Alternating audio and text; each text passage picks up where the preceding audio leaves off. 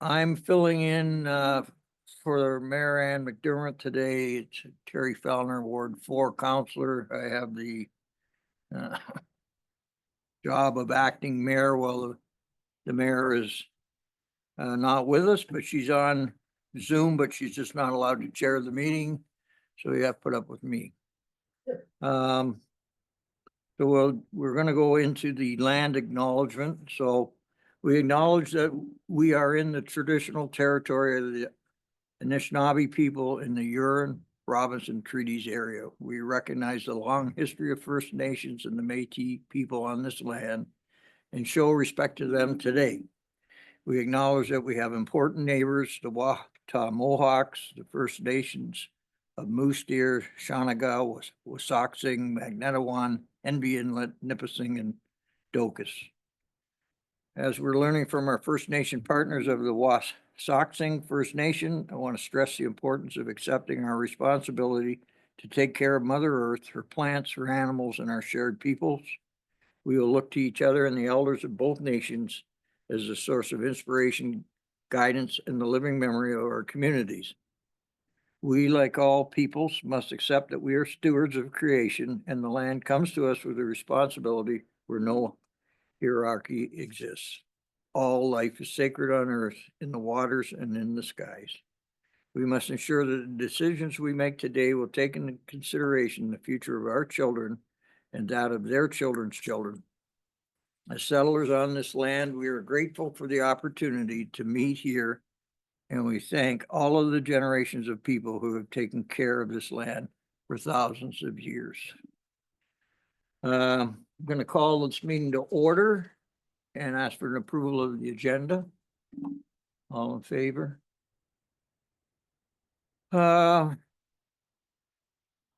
Pecuniary interest, is there any disclosures? Anybody have an issue with a conflict? No, we're all good today. Thank you.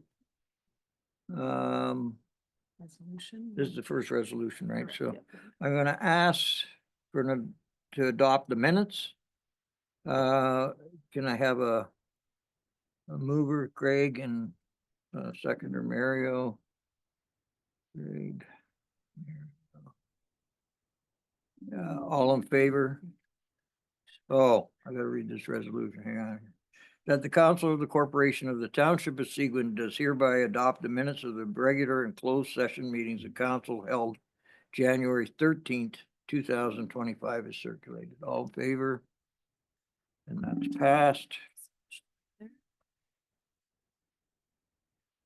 Okay.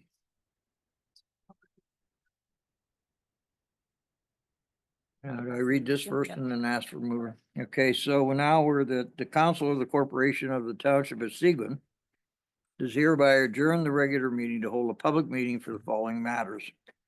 Zoning bylaw amendment application number R 2024-0026-8 for Baker.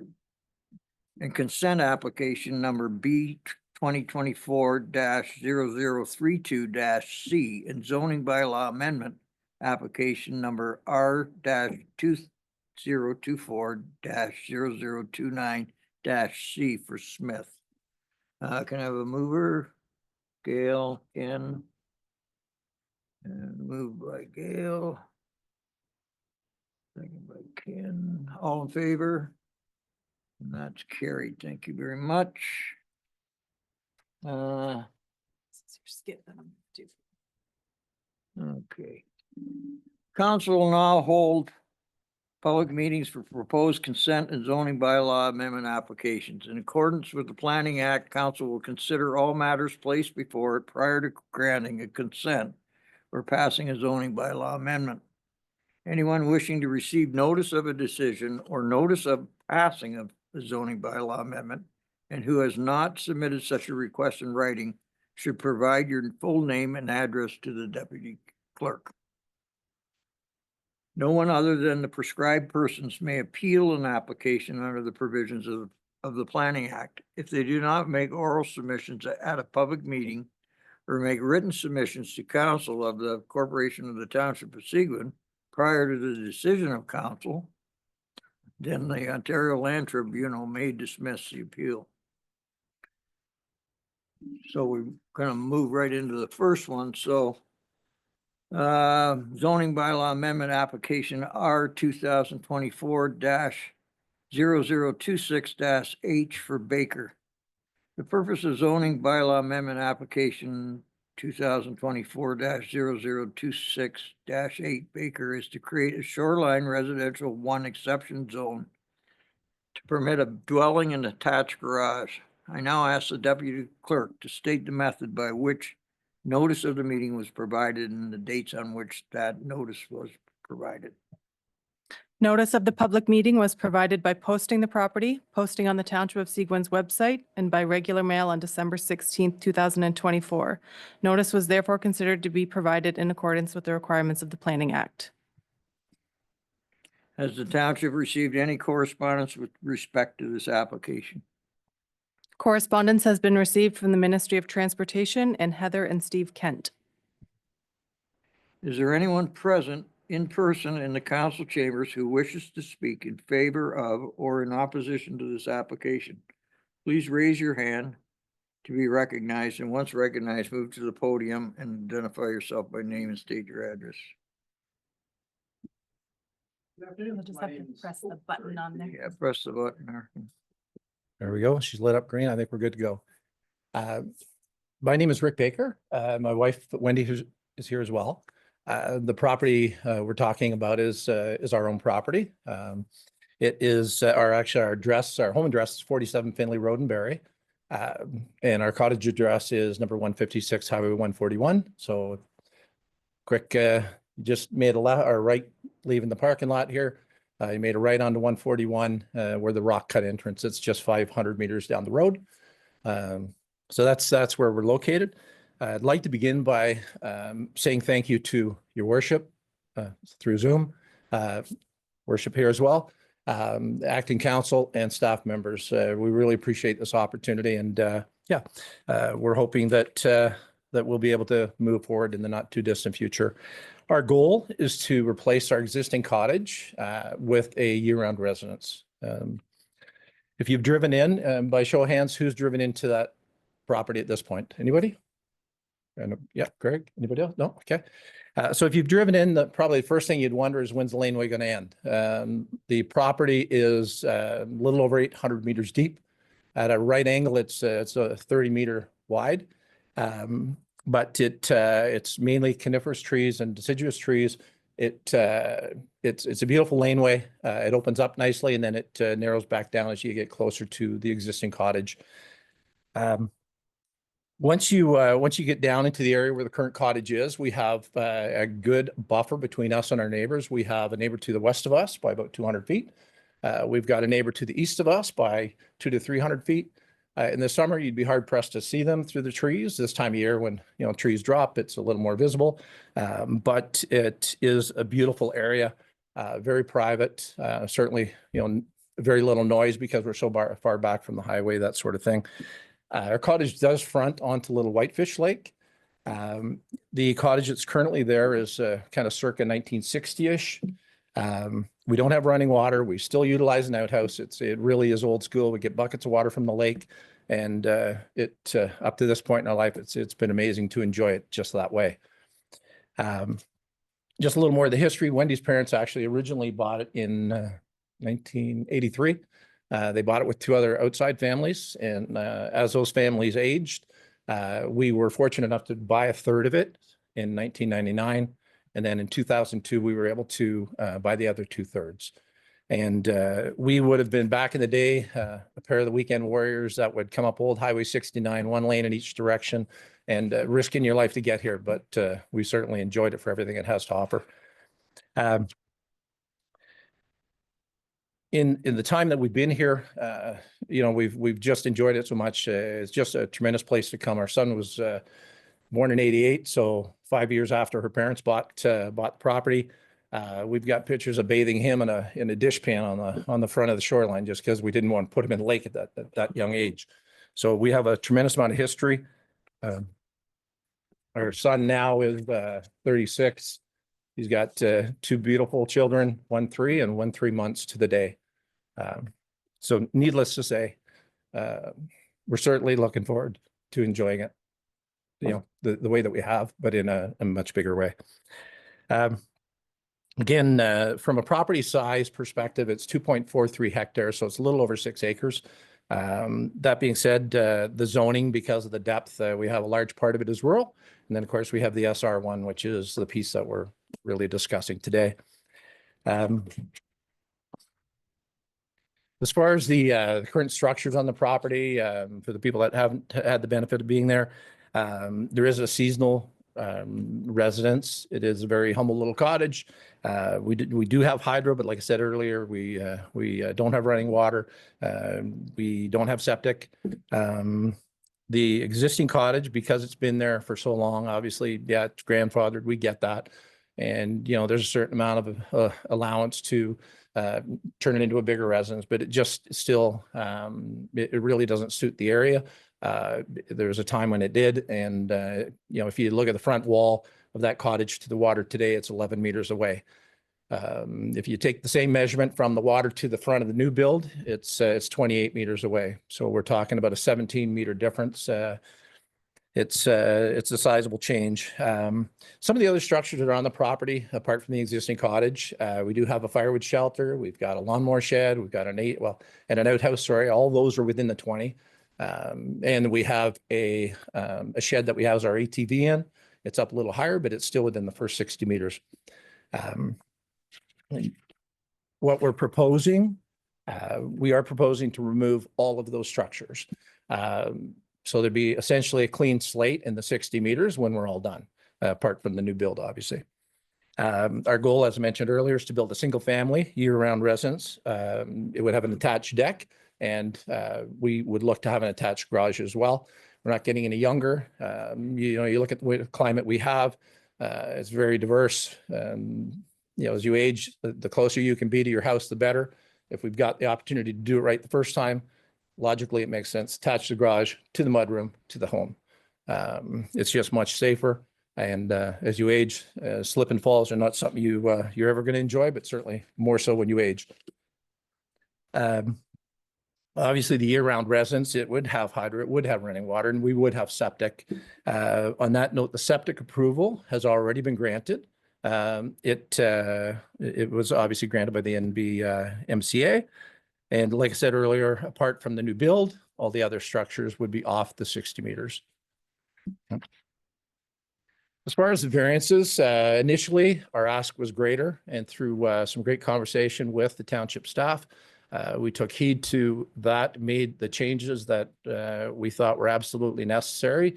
We want to be great neighbors, so we had initially we were looking for an interior side yard variance that since has been withdrawn. So obviously we're going to respect both of the 5-meter interior side yard setbacks. Interesting enough, we had misinterpreted the shoreline portion at one point. I'll take ownership for that.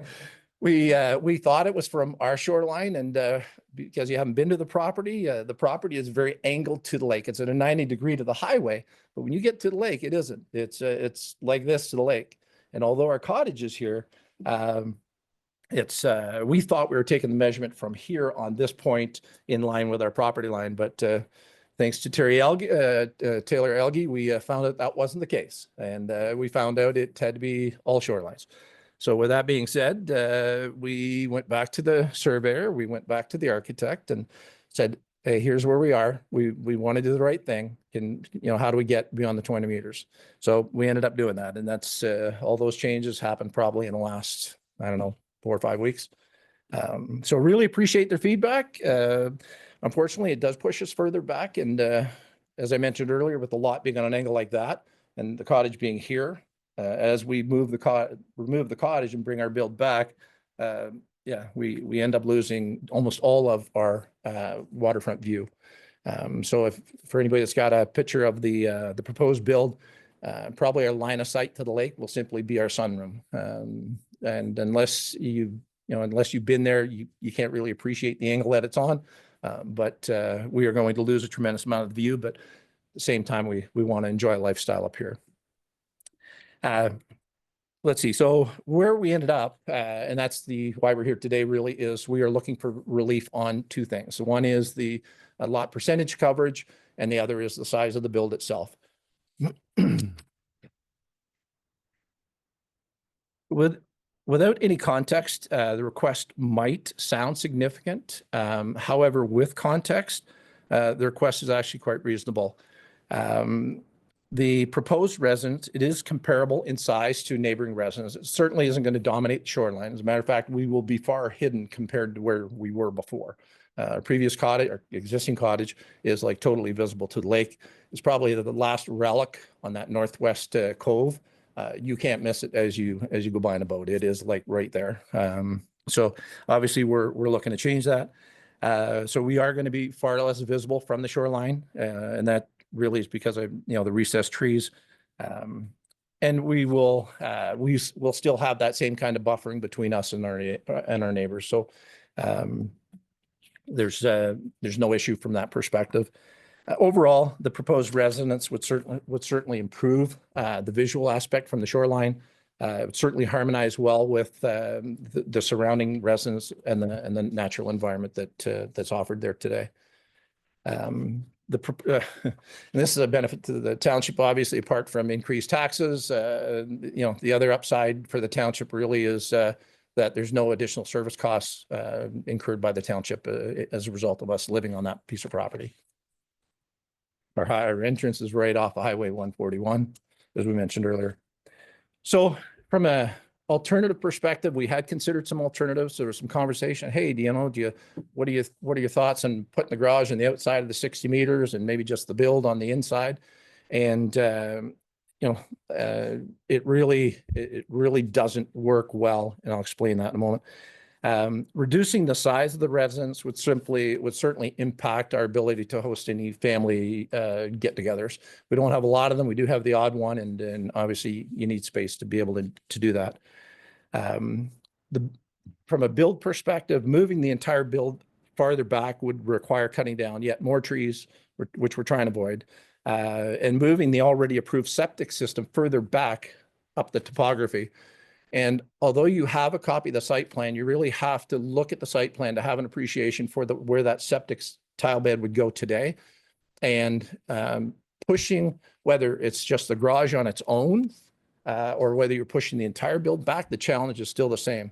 There's only limited space as to where to put that septic tile bed. And certainly when Caroline Newby and her husband were there to go through the application process, they recognized that as well. So it's not practical to push the home back further. And again, if we don't have it in a way that you can actually overlay it, but you do have a sketch of where the tile bed is. And if you look at that sketch and you look at the elevations on the site plan, you will quickly realize that we are very limited before the topography takes you right up the hump on our driveway. It changes very quickly. So neither, detaching the garage or pushing the entire build back, neither of them really work because it would encroach on, at this point, the only area that we have approved for septic. In summary, we're proposing to demolish our current cottage, which is only suitable for seasonal use, remove all the other structures outside of that 60. The new build would certainly be in compliance with the shoreline setback requirements as well as the interior side yard setbacks. There's no issue there. We are requesting variances, as we said, for the gross floor area and lot percentage coverage, not because our proposed build is egregiously large, but because our lot is challengingly narrow. And this is a lot, you imagine, try to forecast today, 60 years from now. That lot was created roughly 60 years ago, 65 years ago. It's very difficult to, at that time for them to understand what we'd be talking about today. But certainly here we are and we're looking to do what's right for the property, build a comfortable home for us to enjoy with our son, his wife, their two children, and really just enjoy nature the way it is. I can tell you that in our, since 1983, there's not been one grain of fertilizer on that property. We respect it so much. We want to, we recognize that it's not just for us, but it's for our family long-term. Choking me up here. In closing, Wendy and I, we respectfully request and trust that the necessary zoning bylaw relief be approved. And yeah, we also sincerely thank you for your consideration and your time. Any questions? Thank you. Is anyone, have any questions? Oh, hang on here. Just- Yep, not going anywhere. Where are we here? Oh, yeah. Is there anyone present? No. Has anyone registered to speak to this application via electronic participation? No one has registered to speak to this application via electronic participation. Okay, now we're good. Does council have any questions? Counselor Getty's on first. Thank you. It's actually not a question. I know that this application was sent out by the Three Lakes Association to all of its membership in January, prior to the decrease in the lot coverage with the new application that's come forward today. And I think it's worth noting that there have been no correspondence or no feedback from anybody on the Three Lakes Association relative to that. I do know I did have a conversation with John McCash, the president of Three Lakes Association, and one of his initial concerns was that if the structure was moved back, it would take it up onto an elevated position, which would make it more visible from the lake by where the applicants have put the positioning of the cottage. It actually tucks into that rock face, doesn't take it up, and minimizes the impact, the visual impact from out on the water. So it's not a question, it's kind of the conversation that I've had relative to that. Thank you. Anyone else? I do have a question. Sure. Sir. So, no, I turned my mic on. Do I have to turn this one off or leave it on? No, no. We're good? So just so I understand what you said. So the way that the township measures shoreline Right. for your lot came out at how many feet of shoreline?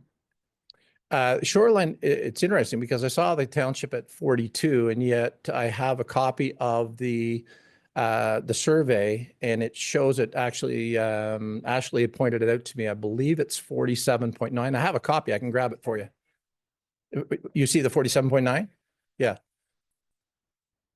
Sorry, would you like to see a copy of that? No, it's Okay. fine. Maybe Ashley's, Brady's there. Maybe Brady, can you, like, what I was, because the shoreline, I guess what I'm asking is because the way that the lot lines run with the shoreline, the way we measure it is sort of on a diagonal, right? So it's getting, we're saying there's more shoreline than really the lot width. Is that correct? Yes, so the way it is measured, it is, we do have it as 42 meters. Right. However, it's still within our zoning bylaw. It's still within that 8% coverage. Right. Any lot between 30 and 60 meters Right. permits 8% coverage. Yeah, but physically, like both of the property lines are parallel, right? So how far apart are those two property lines? Do you know? They're not 42 meters. They'd be less, right? It would be less, yes. So then they get punished on total area. Yep. Right? Like when they did Correct. the area calculation within 60 meters. I'm just trying to get an idea why why it seems like so much. I think it's myself, I think it's, it's the reason why we do these things, right? It's a lot that's a pretty tricky little lot, and I think it looks, I can see, it seems to fit in well, and I kind of like the look of it. So the other thing I wanted to just clarify, you were talking about your view to the lake. Like, Right. you're having a problem with the view to the lake, the way it's where it sits? The correct answer is yes. Yeah. And the reason that is, it's like I said, if you turn in off the highway, it's at a 90-degree. Mhm. But when you get to the lake, it's far from that. It really is like this. Brady's been there. I know Greg's been there. Taylor's been there. And that's the issue. The further we move it back, as a matter of fact, if even to have moved it back the additional 17 meters, we've lost a tremendous amount of view. And that really has been a big concern from my wife and I, but we love it up here. And we're going, okay, if we're going to lose that much, at least if we're sitting in the sunroom, we're still going to be able to see it. And the neighboring property, so it's the Kents that live to the east of us. When we move our house back up into the lot on an angle, I certainly invite anybody that would like to come there. I mean, we'd be more than welcome to show you. We will actually be looking over their tree buffer. That 20-meter shoreline allowance. We're not looking over our property anymore. We're actually looking over our neighbor's property. That's how much of an angle it's on. To be on our property, if you see where we typically park, you'd think it was our property. But when we show people that come to our cottage that there's the survey stake, that is actually our neighbor's property. They're like, are you crazy? Like, really? So I guess, yeah, I should have stuck with a short answer, but the long answer is Okay. definitely an obscured view. Oh, you gave me the answer I was looking for All anyway. right. So is now someone else? Taylor? Oh, hello, Taylor. Just to answer your question, on a lot like this, because the side lot lines are parallel, it's actually perpendicular side to side, so they don't get penalized on frontage where they measure more, they get a lower lot coverage. It actually works out quite literally the side to side distance. Oh, okay, so it's going side to side, it's not going on the perpendicular, on the diagonal, Yes, because the side lot lines are parallel. That's because they're why it's- parallel, okay. Okay. It's just narrow, right? Okay, Yeah, you think 60 years ago when they created it, they probably, similar to unorganized townships today, you buy a property, it seems on an unorganized township, you can almost build what you want. And maybe that's the way they looked at it. They certainly wouldn't have foreseen where we are today, but we are where we are. So, yeah, Okay. hopefully you'll see it our way. And we put a tremendous amount of effort into the design of it, a lot of thought, a lot of back and forth with our son and our daughter-in-law, just trying to make sure that it meets our needs today, but long-term that it really meets our collective needs as a family. And certainly once we passed, that it would be a beautiful place for him to eventually set up permanent residence as they age and their kids go off to university and that sort of thing. But anyway, in closing, I thank you all very much for your time. And I thank you on behalf of my wife as well. We appreciate everybody's consideration. Everybody on Zoom, everybody in the room, thank you very much. well, thank you. Very well.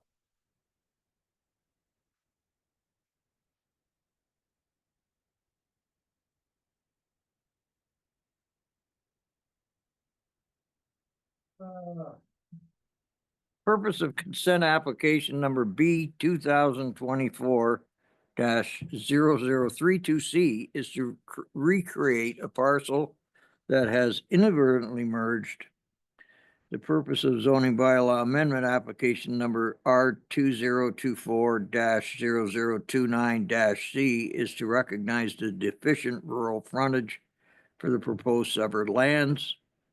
I now ask the deputy clerk to state the method by which notice of the meeting was provided and the dates on which that notice was provided. Notice of the public meeting was provided by posting the property, posting on the Township of Seguin's website, and by regular mail on December 16th, 2024. Notice was therefore considered to be provided in accordance with the requirements of the Planning Act. Has the township received any correspondence with respect to these applications? Correspondence has been received from Hydro One. Is there anyone present in person in the council chambers who wishes to speak in favor of or in opposition to these applications? Please raise your hand to be recognized, and once recognized, move to the podium and identify yourself by name and state your address. Good afternoon. So many of you know me already. My name is Matt Smith, and that is my address, 446 Star Lake Road. I'm just here. I'm trying to do a technical severance. It's currently 193 acres. One of them is just shy. One is 92 point something acres. The other one is 100. So I'm trying to, what I'd like to do is a severance and have it as two lots. Right now I have two roll numbers and have two different taxes for it. So I'm just trying to split it apart as the two lots instead of having it all under one address.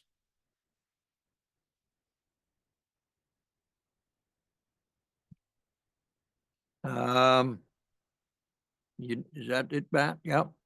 For you, that's, Yeah, yeah, okay, so I'm just gonna see if, Yeah, I'm just making it short and sweet, so okay. I wasn't no, I expecting to didn't do a big, wanna- long no, speech. I didn't have wasn't anything giving you prepared, the so hook. I just wanted. as he's talking, I'm like, oh boy, I got big shoes to fill here. So has anyone registered to speak to these applications via electronic participation? No one has registered to speak to these applications via electronic participation. Thank you. And have we got any input from our planning staff? Are they, any comments? Through you, your worship, I have no additional comments for this application. Thank you. Thank you. Okay. Anybody got any questions for Matt? No? Well, thank you, Matt. Thank you, Um, thank you. Thank you. I think that One last thing. council will now close the public meeting and reconvene to the regular meeting. This is a skip to come out of the public meeting. So that the public meeting held for the following matters is hereby closed and the regular meeting is hereby reconvened. Zoning bylaw amendment application number R 2024-0026-H for Baker. Consent application number B 2024-032-C and zoning bylaw amendment application number R 2024-0029-C for Smith. Mover and a seconder, moved by Mario, second by Greg. All in favor? Mario. Greg, I hope you're reading my printing. It's bad. Oh, yeah. Okay. I'm getting there, boys. I'm getting better at this. That the council of the corporation of the Township of Seguin does hereby grant provisional approval to consent application number B 2024-0032-C Smith. Subject to the conditions set out in the decision. Can I have a mover and a seconder? By Ken, second by Gail. Get everybody on here. All in favor? And that's carried. I already said We'll do that. that after. We'll do that. That's the reason.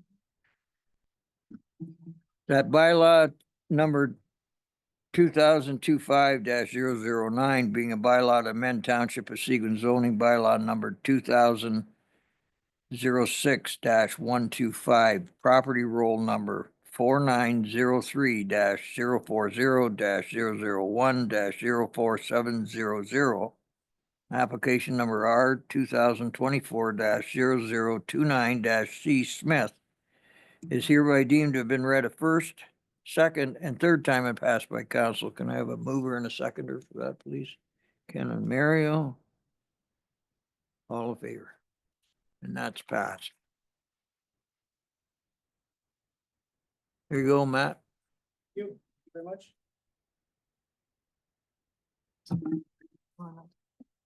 Skip for the short order allowance. Oh, Another skip. council will now consider the following shore allowance applications.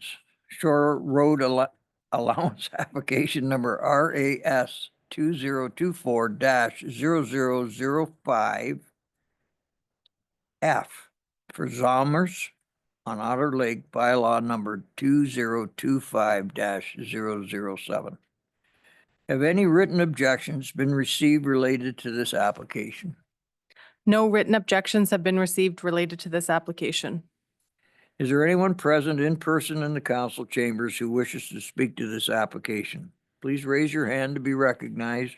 And once recognized, move to the podium and identify yourself by name and provide your address. Take it there's no one here.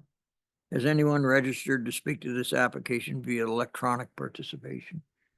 No one has registered to speak to this application via electronic participation.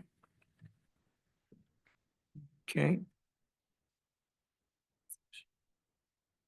We have a resolution here that bylaw 2025-007 being a bylaw to close, stop up and sell portions of original shore road allowance application number RAS 2024-0005-F for Zomers is hereby deemed to have been read a first, second, and third time and passed by council. Can I have a mover and a second? Moved by Greg, seconded by Gail. Thank you very much. Any questions? No? Okay, all in favor? And that's passed. This is the Right. deeming bylaw that goes with that statement. So this is the deeming bylaw. The bylaw number 2025-008 being a bylaw to deem lot 17 of Plan 264 pursuant to section 50 brackets 4 of the Planning Act, not to be on a plan of subdivision. Property roll number 4903-030-006-02520. File number D 2024-0003-F for Zomers is hereby deemed to have been read a first, second, and third time and passed by council. Mario and Gail, thank you very much. All in favor? And that's passed.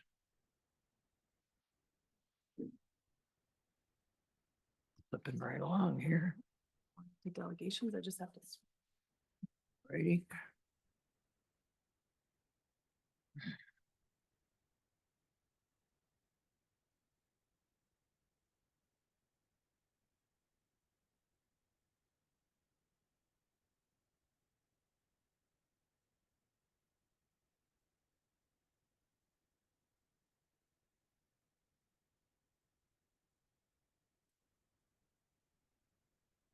Right. Okay, so now we're gonna go to delegations. So the first one would be is Angela Vander Eycken and Theron Corning from the Georgian Bay Biosphere. Welcome, ladies, and you have 10 minutes. Perfect. Thank you so much for having us here today to talk about the Phragmites Management Project. We're going to share a little bit about the work that we did in 2024 in partnership with Seguin Township. So my name is Angela Vander Eycken. I'm an ecology consultant at Generations Effect. I'm Theron Corning, the Ecology Assistant Coordinator. And for those of you who haven't heard, Generations Effect is a social enterprise division of the Georgian Bay Minnedogamie Biosphere. We provide consulting and technical services in the four main areas that you see on the screen here. So ecology, climate, tourism, and collaboration. And we also aim to give back through the projects that we do to the communities in which we work. So for this project, we gave back by providing additional staff support, which increased the number of patches that we could control of Phragmites and also provided beneficial learning opportunities for young ecology professionals.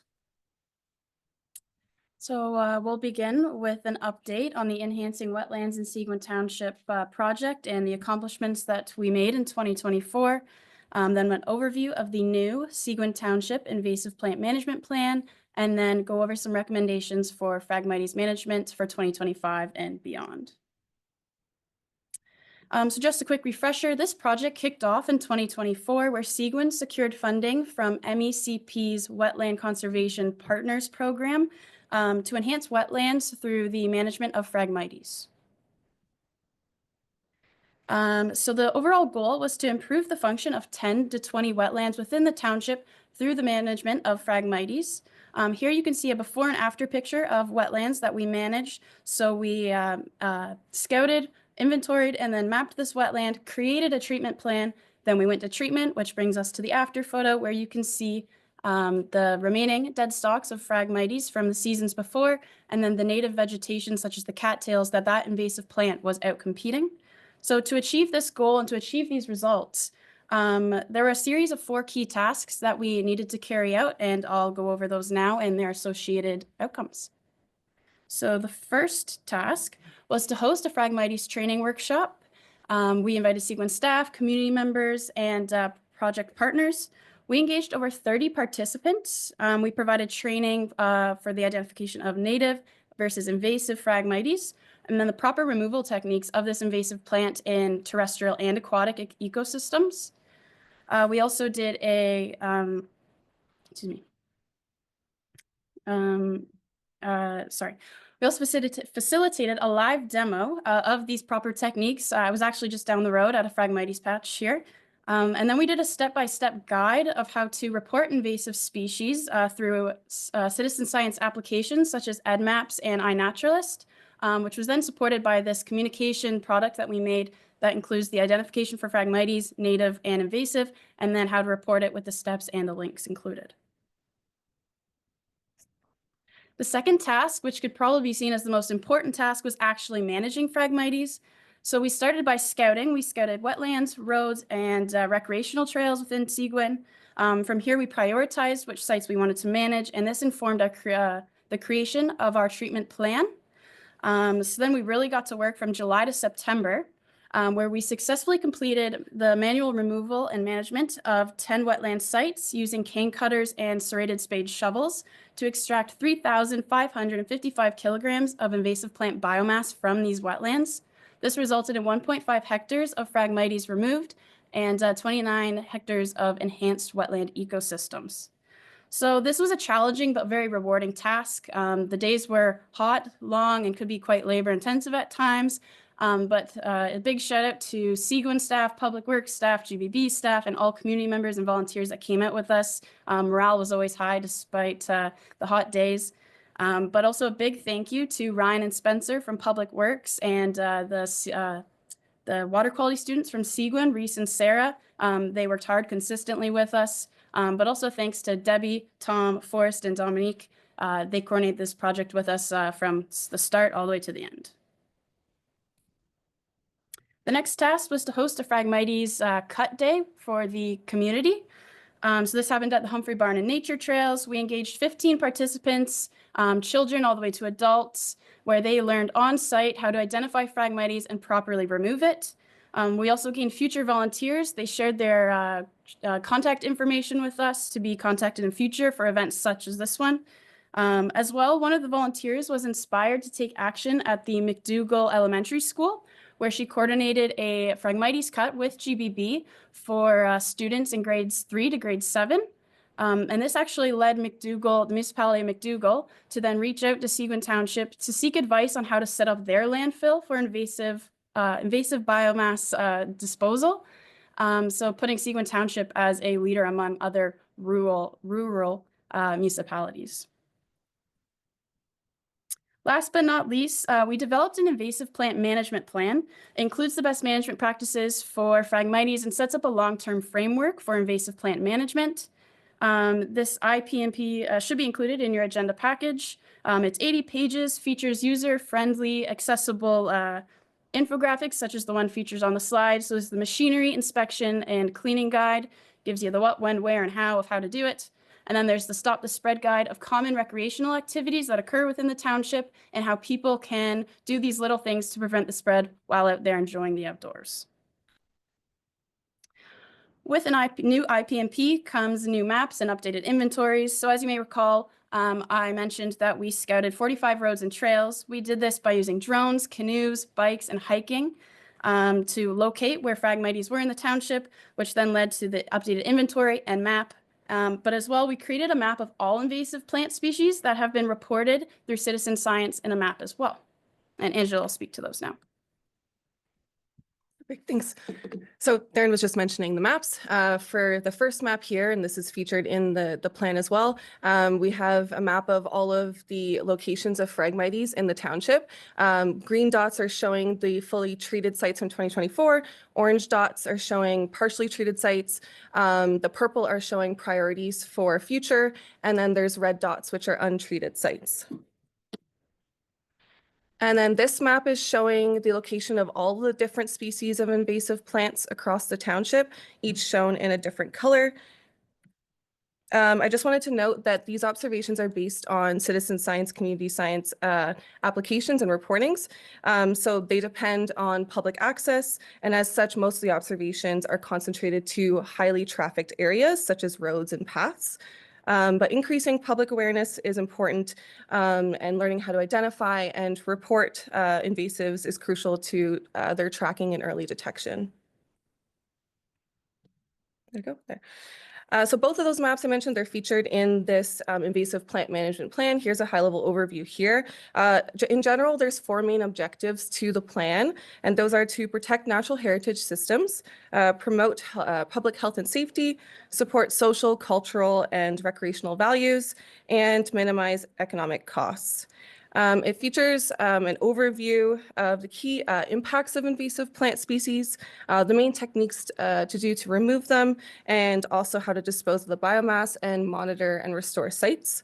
You'll note that the Phragmites-specific BMPs and the key results from the 2024 field season are located at the end as an appendix, and that's done intentionally so that the plan can be updated over time with additional invasive plant species. And then after that, we go into how to prevent the spread of invasives beyond physical management with considerations for incorporating invasives into the township's strategic planning processes and operations. And I'll talk about that in the next slide. Oh, here we go. Okay, so here's some of the main recommendations for Phragmites management 2025 and beyond. Firstly, the IPMP can be incorporated into Seguin Township's planning processes in 3 main ways.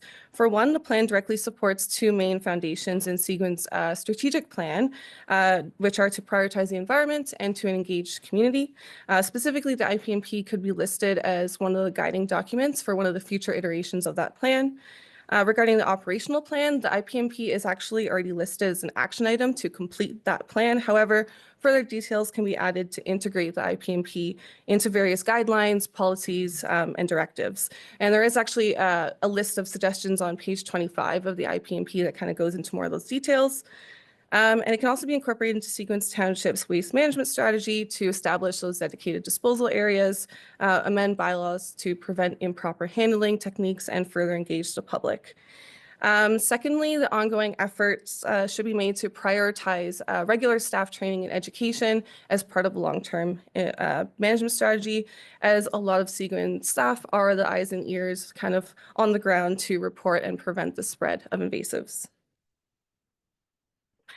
Thirdly, at a minimum, Phragmites management efforts should continue at the 10 treated sites from 2024. And then if possible, efforts should be expanded to additional high priority areas. Next, alternatives for large, dense stands of Phragmites, such as chemical control, should be explored as they're not feasible. It's not feasible to treat large, dense stands of Phragmites manually. And lastly, Seguin should continue to do a great job at fostering community involvement through education and participation. So looking ahead, we're working with Seguin staff right now to finalize an application to the Invasive Phragmites Control Fund, and that would support our next year of Phragmites management in the township. And in general, we'd love to continue the great work, and we're so happy to have partnered with Seguin on this. Thanks, and we can take any questions.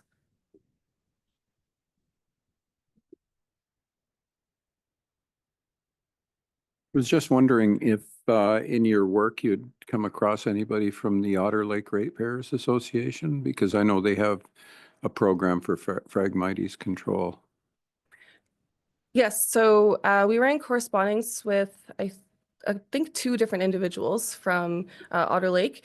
And so they had identified one of the sites, which we were initially planning, I believe, to add to one of our treatment plans. But then it turns out that some of the community members had done some of that. But yeah, there have been correspondences back and forth about this work. Thank you. I have a question. I wanted to just comment. You're an excellent presentation. I thought it was just really well done. It really explained what you guys did and how successful it was. And I really want to thank you for your efforts here. It's we sincerely appreciate it. There was a slide that you showed, and there was a lot of red in my ward, and I want to know. I want to know what that is. Yeah, so a lot of the red on that one map comes from observations along the highway.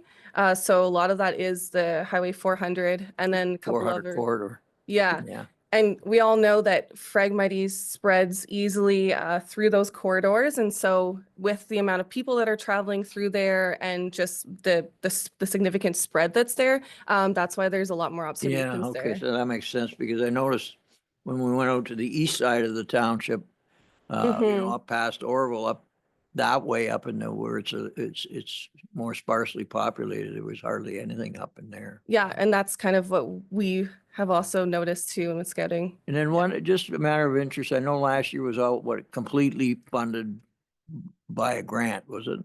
Is that how that was paid Yes. for? And what was the budget last year? It was 136,000, I believe. And we're trying for what, roughly the same kind of money this year or more? We're aiming for the same, but it'll depend on a variety of different applications to grants.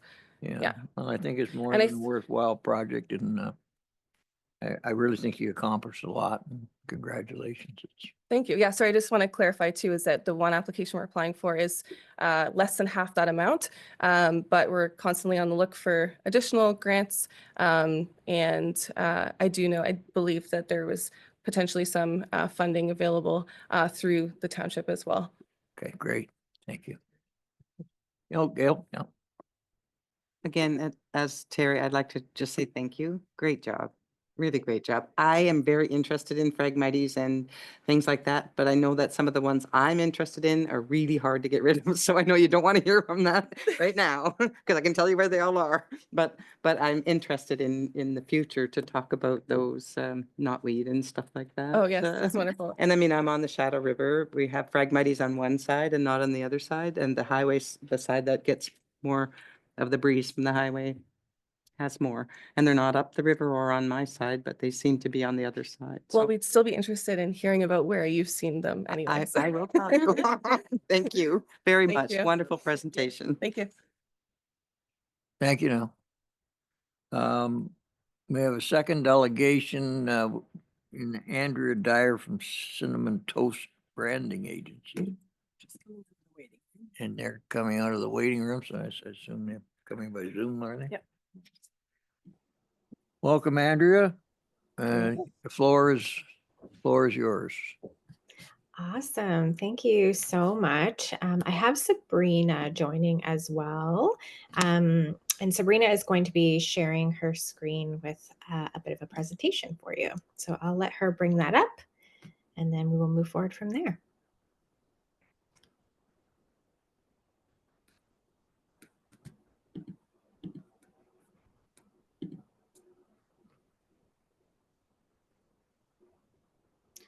You feeling okay, Sab? Yes. Yeah, almost there. Okay, no problem.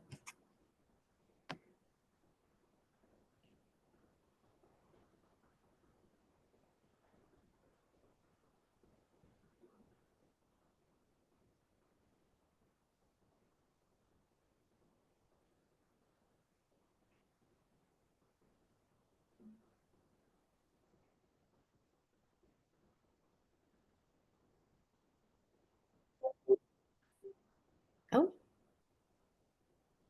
I wonder if Sabrina was having some technical difficulties. I'm not seeing her anymore. Sorry, team. Coming back in now? Should be coming back in. Okay, perfect. Sorry, y'all. We had this all set up and then, of course, technology.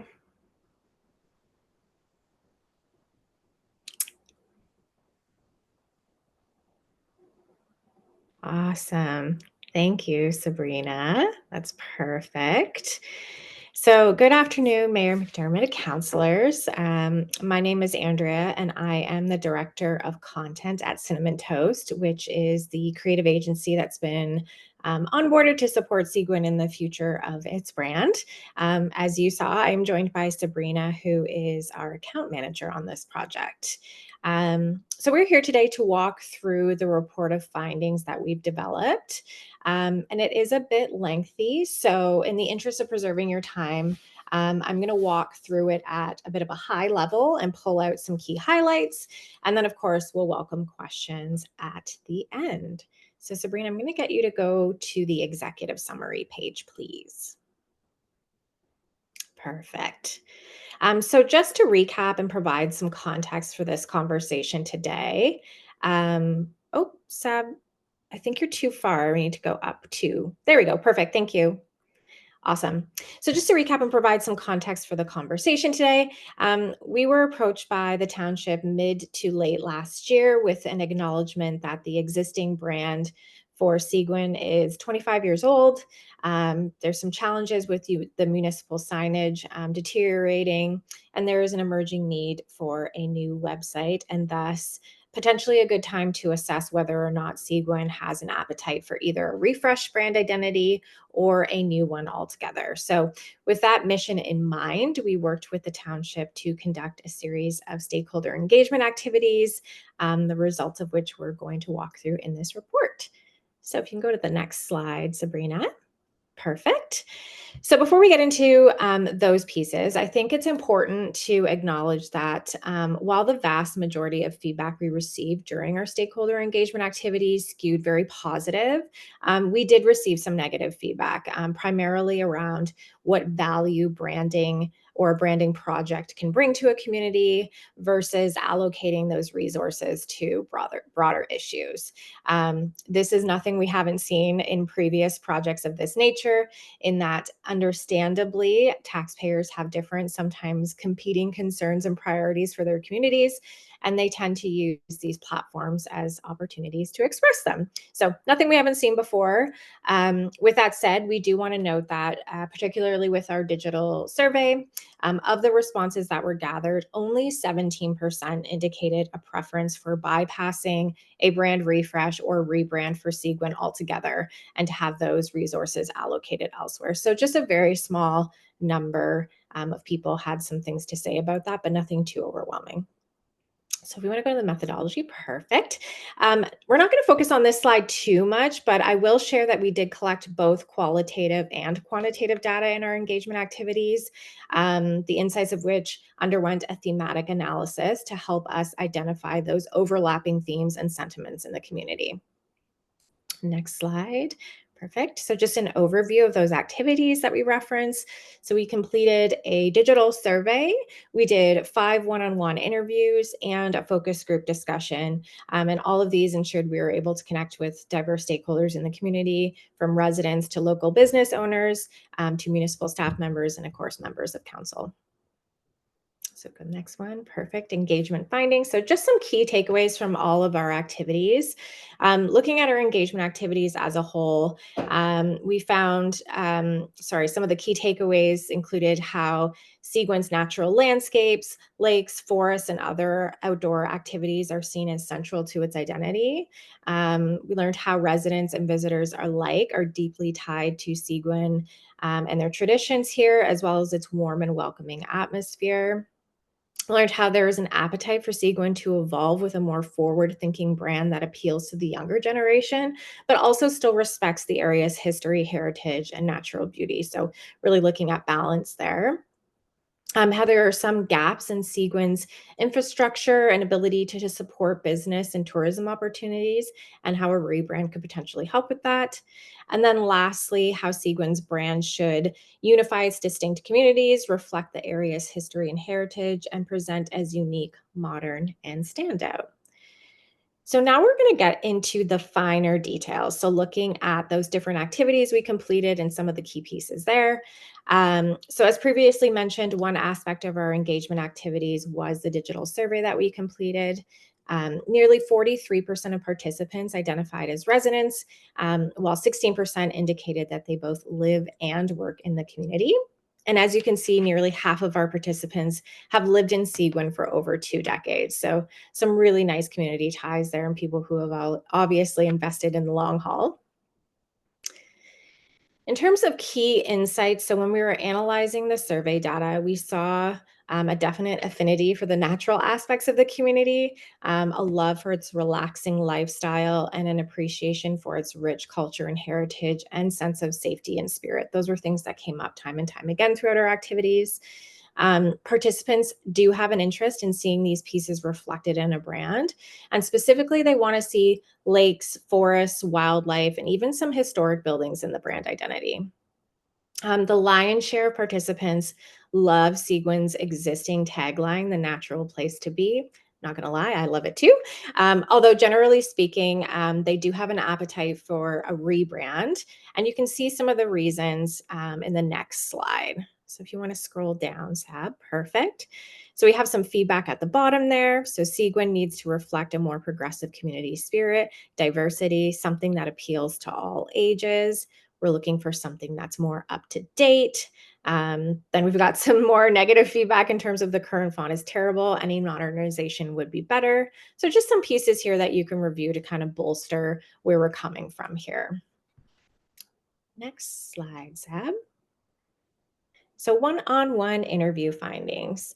Moving along to the findings here, we saw a lot of overlap with the digital survey data in that, again, participants were quick to point out and celebrate Seguin's natural assets, as well as its history and heritage, that tight-knit social fabric, and seasonal and year-round appeal. Participants identified key symbols and imagery like lakes, forests, and wildlife, and even some landmarks like the Rosso General Store as being standout. Although I would like to mention that this is an example and not necessarily a focal point of any efforts that we might do together moving forward. Participants also noted that despite all of this, there are some challenges around collaboration and resources to help support, or help Seguin realize its economic potential more fully, as well as there's some fragmented marketing efforts and deteriorating infrastructure like the signage and the website that we mentioned previously. And then lastly, participants noted how a rebrand could help revitalize Seguin's identity, attract investment, as well as younger residents and businesses. So I'll go to the focus group findings. Thank you. So last but not least, we have an overview of our focus group discussion. As someone who actually sat in on that session, I will say there was a fair amount of discord here about budget concerns and aging infrastructure out in the community, such as levies. We also heard some concerns around housing shortages and noted a desire to preserve the histories and heritage of Seguin's four communities. However, we also heard a desire for Seguin's future to be more centered around sustainable practices and innovation. We heard a desire for Seguin to be perceived as a quieter, less congested community and for it to embrace forward-thinking solutions. When we were discussing how Seguin should be represented in images and icons, participants again mentioned things like trees and water and lakes and wildlife, as well as the community's historical roots and recreational assets. And then we also conducted a visual association activity during our focus group discussion, where a variety of images were shown to detect interest and disinterest in the group. And people really gravitated towards images of wildlife, water-related activities, and cottages, whereas they steered more away from images depicting sort of generic recreational sports like soccer, as well as really bold, loud colors. So people didn't have a lot of interest for that hyper modern look. They really liked more classic, warm pieces. So we can go to themes and patterns. Awesome. So based on all of our engagement activities, several themes and patterns did emerge, including how residents are deeply connected to Seguin and its roots. Of course, that nature piece really came up to the forefront, as we've kind of heard throughout, I think, and how there is a need for us to balance Seguin's growth and economic potential with preserving the township's character. As well, we noted an adoration of Seguin's year-round appeal, a preference that the brand showcase Seguin's nature, natural beauty, and heritage through balanced design. That was a big thing. People are excited about the concept of modernism, but not looking to be so modern that it's unrecognizable. And then there's a need for a brand that unifies Seguin's four homestead communities and reflects their shared values. So We'll go to the next slide. So the SWOT analysis. So all this begs the question to refresh or rebrand. And here we have kind of broken this down a bit into a SWOT analysis. So I think some of the key things to keep in mind with a refresh, which would be considered updates to the existing color palettes, fonts, and maybe some minor tweaks to the logo, is that it will maintain its long-held recognition in the market while still facilitating a bit of modernization. However, a refresh often isn't a big enough shift rather, to help attract those new audiences or really stand out in the market. So comparatively, a rebrand does allow us to tap into new audiences, to really highlight Seguin's unique identity and distinguish it from other communities, and also refine its story and messaging. So the whole platform that surrounds the brand, right? Because a brand is never just a logo. So now a rebrand too does come with some challenges, namely resistance to change and the perception that the investment would have to be better or could be better placed elsewhere. That is something that we, of course, come upon time and time again.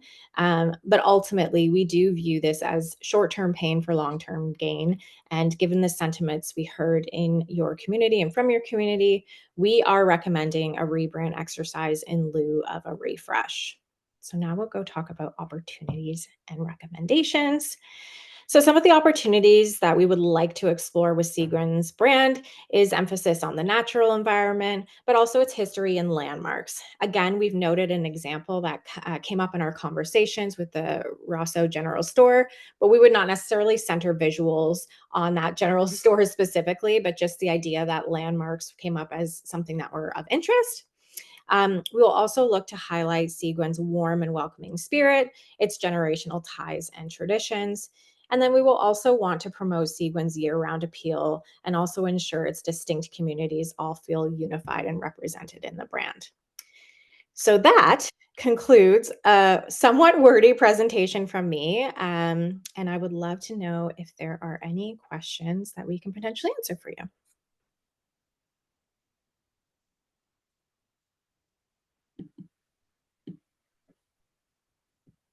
Any questions or thoughts? Anyone got any questions for? Go ahead, Gail. I wasn't involved and I was away when both times I could have been involved. And my question is, when you are rebranding, Seguin Township's pretty large, right? It has a very vast community, Christie, Foley, Humphrey, and Rosso. So rebranding with the Rosso General Store, for instance, or the Rosso Community Hall, if that was in pictures, do you think that would be an issue? Because the township is not just those buildings. You know what I'm trying to say? Like the natural aspect, yes, appeals to everybody.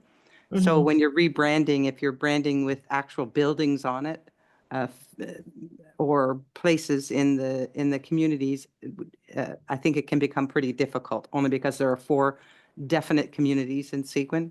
It was just a comment, not necessarily a question, but I just wondered if that would be bigger than, like, more than you want to take on. Because I know what you're talking about with comments, right? It can get kind of tricky in that area, but nature's never tricky, right? Everybody likes those kind of things. Anyway, it's just a comment. No, I appreciate that. And through the mayor, I think that's something we have come upon many times. And, we've branded a number of different municipalities. And that is something we've definitely come upon a number of times, right? Is everybody wants to feel represented and to have their specific building pictured and things like that. And it's our job to create a generalized interpretation where everybody feels represented and they can see themselves in the logo without being so diluted that it's unrecognizable to them. Yeah. So we definitely would not want to focus the logo on one specific building or one specific lake even per se, if that were something we were going to include in the logo. We certainly want to make sure that we're not alienating any audiences or communities, and especially when a brand is such a great opportunity to unify communities and to make that sense of pride really emerge. That'll be really important to us and something we would navigate very carefully. Perfect. Thank you. No problem. I see Madam Mayor has her hand up in the long way away. Yeah, well, thank you for your presentation and your research. I'm surprised that you only got 17% negative, because I was involved 25 years ago in what you've got. Yes. And the negativity at that point was well over 50% Oh, gosh. from the point of view of prioritization and spending. Mm-hmm. So I'd be interested from your perspective and possibly Valerie's, what budget you are predicting would be needed for a rebrand. Thank you very much. That is a really great question. It really depends on a number of different variables. So it's something that we would definitely need to work on together with our project team.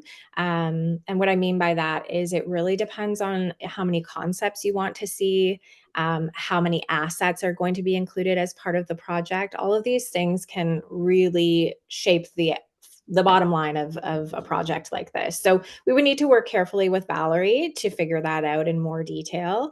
Generally speaking, these things are never less than about 25,000, potentially more than that. I mean, we've had brand projects go all the way up to the $70,000 mark. It really just depends on all of those variables and the pieces that are included within it. So we would definitely need to talk about that more with Valerie. And Valerie, what's in the 2025 budget for rebranding?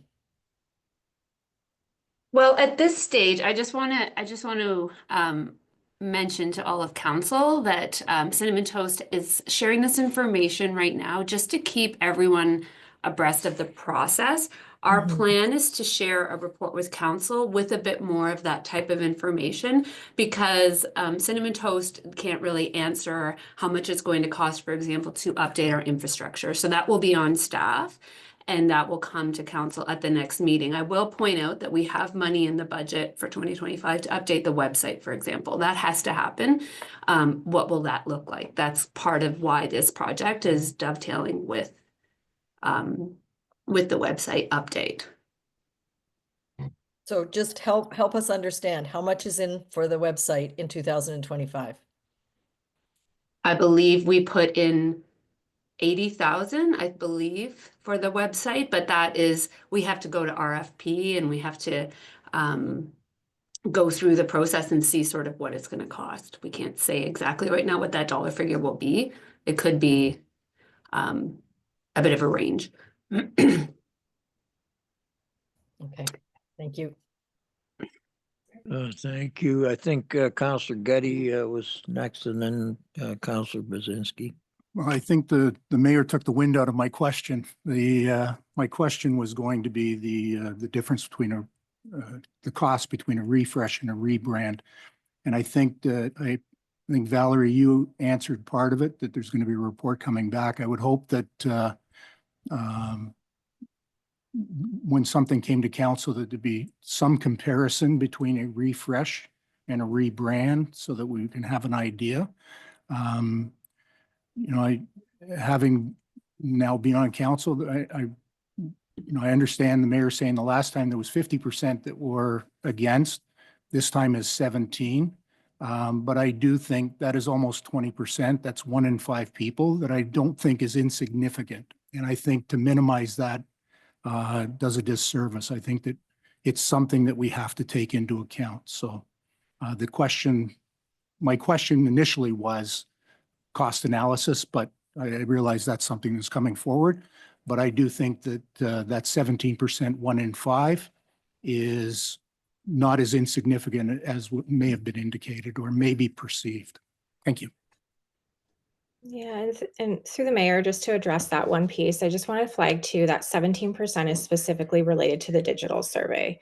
So that doesn't take into account our focus group as well as our one-on-one interviews, where we really didn't hear any lack of interest, from what I understand, for a rebrand or a refresh. So just something to keep in mind there. And that's noted in the presentation as well. And I appreciate that, but I have to appreciate the fact that anybody that participated in the focus groups or the one-on-one wanted to participate in those specifically for that rebranding or refreshing purpose. So again, I'm not, Oh, yeah. I'm not being antagonistic.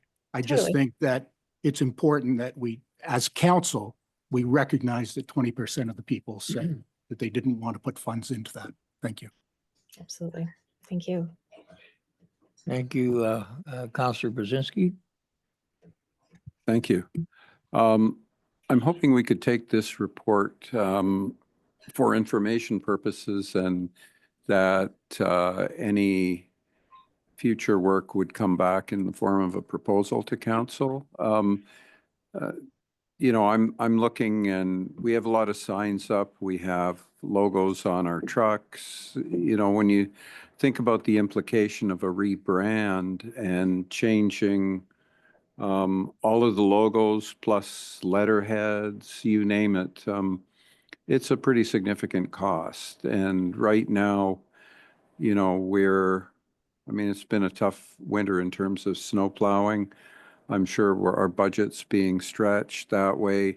And a whole variety of other demands on the township, not to mention, you know, external things like international things, which could significantly increase the costs. So I really would like to see dollars and cents implications of what this would cost us, because I feel I owe it to my ratepayers to be able to go back to them and say I was looking out for their interest. What will a rebrand do relative to keeping the roads clear of snow, that type of thing? There's the practical versus the what would be nice to have. Thank you. Thank you, Counselor Getty. Sorry, just one quick last comment. I had the opportunity to participate in the focus group, and I want to say it was excellent. And I really look forward to seeing what product is going to come from Cinnamon Toast. So I don't want it to be perceived that I'm negative to it. I thought it was a great process and I enjoyed doing it.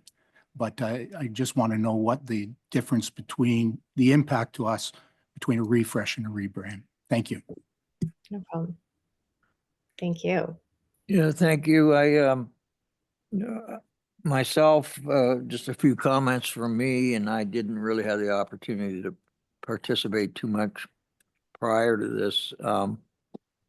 I get lost in this rebrand, refresh thing. I'm not sure how you hone all these things down into one common theme. So I'm looking forward to your report. Hopefully, when it outlines the economics of both, it will sort of tell me how you intend to do that. And the only other comment is sort of what we've got now is sort of, it works, right? My problem with it is I find everybody's logo looks the same. I see a municipal truck and I got to look 2 or 3 times to figure out who it belongs to, because they're all kind of cookie cutter, to tell the truth. So, I mean, I think if we were to change, I'd want to see something that was pretty standalone. It would have to be pretty standalone, I would think. So thank you very much for your time. No And we problem. look forward to getting your report. Awesome. Thanks. Anybody else? Or are we all set? Okay. We're all good. Thank you very much. Thank Bye. you for the opportunity. Take care. Bye. Thank you. This is a resolution to receive all the reports, so you can just read this first paragraph. You don't have to read each thing. No, you can just read the first paragraph there. It's just receiving all of the reports. Okay. The council of the corporation of the township of Seguin does hereby receive the staff reports as presented on the agenda for February 3rd, 2025 meeting of council. Moved by Greg and seconded by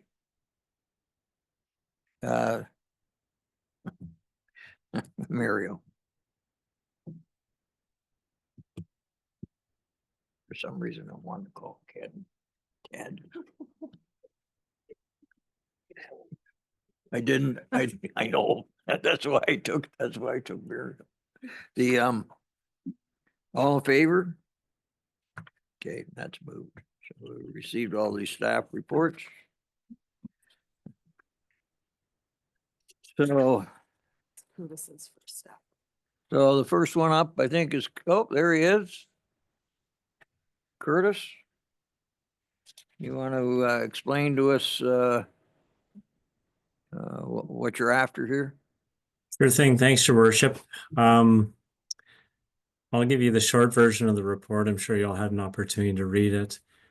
In 2019, the Parry Sound Municipal Airport and the Township of Seguin entered into an agreement. The bylaws attached to the report pertain to certain responsibilities regarding development on the airport lands. An unintended consequence of that bylaw and agreement was that it prevented the municipal building department from operating on a cost recovery basis. Planned projects for which the agreement was struck ended up not proceeding. However, the bylaw remains in effect and it will have implications on future proposed development on the airport lands. We brought this to the attention of the Airport Commission, and becoming aware of it, they submitted notice to Seguin Township that they would wish to terminate the agreement in accordance with the terms listed in the agreement. There are a few options outlined there, but as recommended in the report, staff recommend that the council also resolve to terminate the agreement immediately. If there are any questions, I'm free to answer. Yeah, I have a question, Curtis. So what are we going to replace this agreement with once we terminate it? I'm a little confused here. We can still conduct business and administer the Building Code Act for any development that takes place there, just as any other property that would apply for a building permit. I wasn't around when the initial agreement was implemented, but I think it was a tool to stimulate or attract business to the airport where they could have a discount on building permit fees or no fees at all for that matter. Yeah, I think, I'm trying to remember, but I'm pretty sure what the issue was is that the airport's federal land, is it not? And not totally subject to the Ontario Building Code. Is that not part of it? There are portions of the airport land, airside or operations that are integral to the operation of the airport. They do fall under federal jurisdiction. Any lands non-airside or for commercial benefit, the lease lands that the township is leasing out there or private businesses, they're all subject to the Building Code Act. I see the mayor has got her hand up and she's on the commission, so I better give her the floor. She might give me the hook here. So. The simple background is that we were trying to stimulate building when we had a FedNor and NOHFC grant. And basically, people could build without going through our building department or building code. And when it came to the commission completely agreed that that's not appropriate from a liability point of view or a cost recovery point of view. So the times have changed from when it was put in 2019. And I think everybody on the commission believes that any structure or building that happens should comply with whatever building codes there are for Ontario and the Township of Seguin. It was virtually a non-issue at the commission. Let's make the airport building the same as everywhere else in Seguin. And the stuff that's jurisdictional to the feds, as Curtis has pointed out, really is right airside. It has to do with planes coming and going. It doesn't have to do with buildings going up with roofs and walls. Okay, thank you, Mayor. Was I supposed to have read this thing first? Yeah. Mariel, remind me the next time. Whereas on June 17, 2019, Council of the Corporation of the Township of Seguin enacted bylaw number 2019-062, authorizing the entering into of a Building Code Act 1992 enforcement agreement the agreement between Perry Sound Area Municipal Airport Commission, the commission, and the corporation of the Township of Seguin, the township. And whereas per clause 10 of the agreement on the 6th day of December 2024, the commission passed resolution number 2024-663 to terminate the agreement and provide written notice to the township of termination. And whereas per clause 10 of the agreement, the effective date of termination would be 1 year following the date of the written notice. And whereas the township would like to terminate the agreement immediately, and the commission has indicated the commission is agreeable to an immediate termination of the agreement. Therefore, be it resolved that the council of the corporation of the Township of Seguin does hereby acknowledge receipt of the written notice from the Perry Sound Area Municipal Airport Commission dated December 6, 2024, to terminate the Building Code Act 1992 enforcement agreement between Perry Sound Area Municipal Airport Commission and the corporation of the Township of Seguin. Everybody following this? And that the council does hereby advise the commission that the council wishes to terminate the agreement immediately upon receiving written agreement from the commission to terminate the agreement effective immediately. Can I have a mover and a seconder? Mario, thank you very much. Moved by Mario and seconded by Ken. All in favor? And that's passed. Perfect. Hopefully the next one ain't that loud. Nice and short. Oh, I like this one here. That the council of the corporation of the Township of Seguin does hereby approve the recommendation and conclusion staff report number CS 2025-001, potential for year-round ice rentals at the Humphrey Arena. Attached to Schedule A. A mover and a seconder, please. Janet Gale.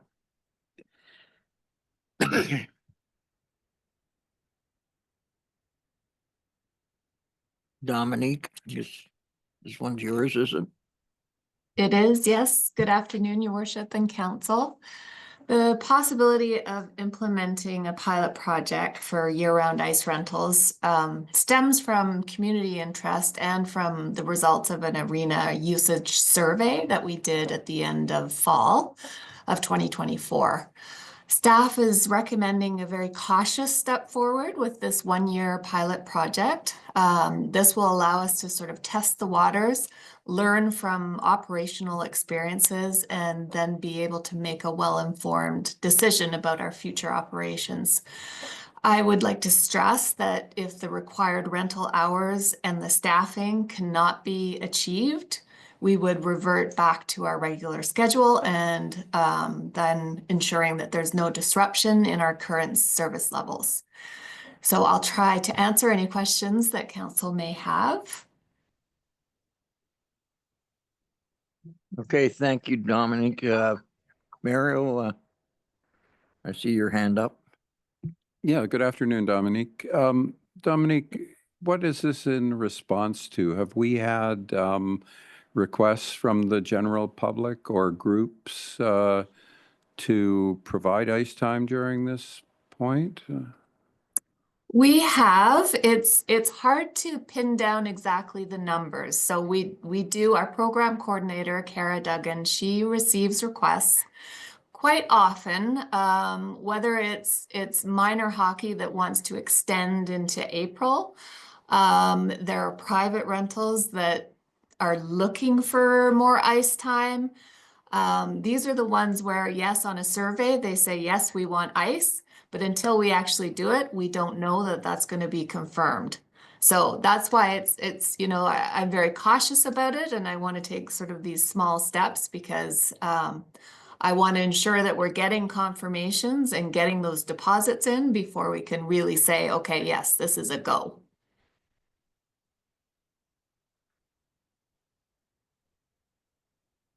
Thank you. Ken, I guess is Ken next or Greg? I'm sorry, I didn't. You got more to say? Thanks, Dominic. Just a question. When I read through the proposal, it looks like it's a wash at 124,000. And if you get the hours, you'll wash out at 124,000.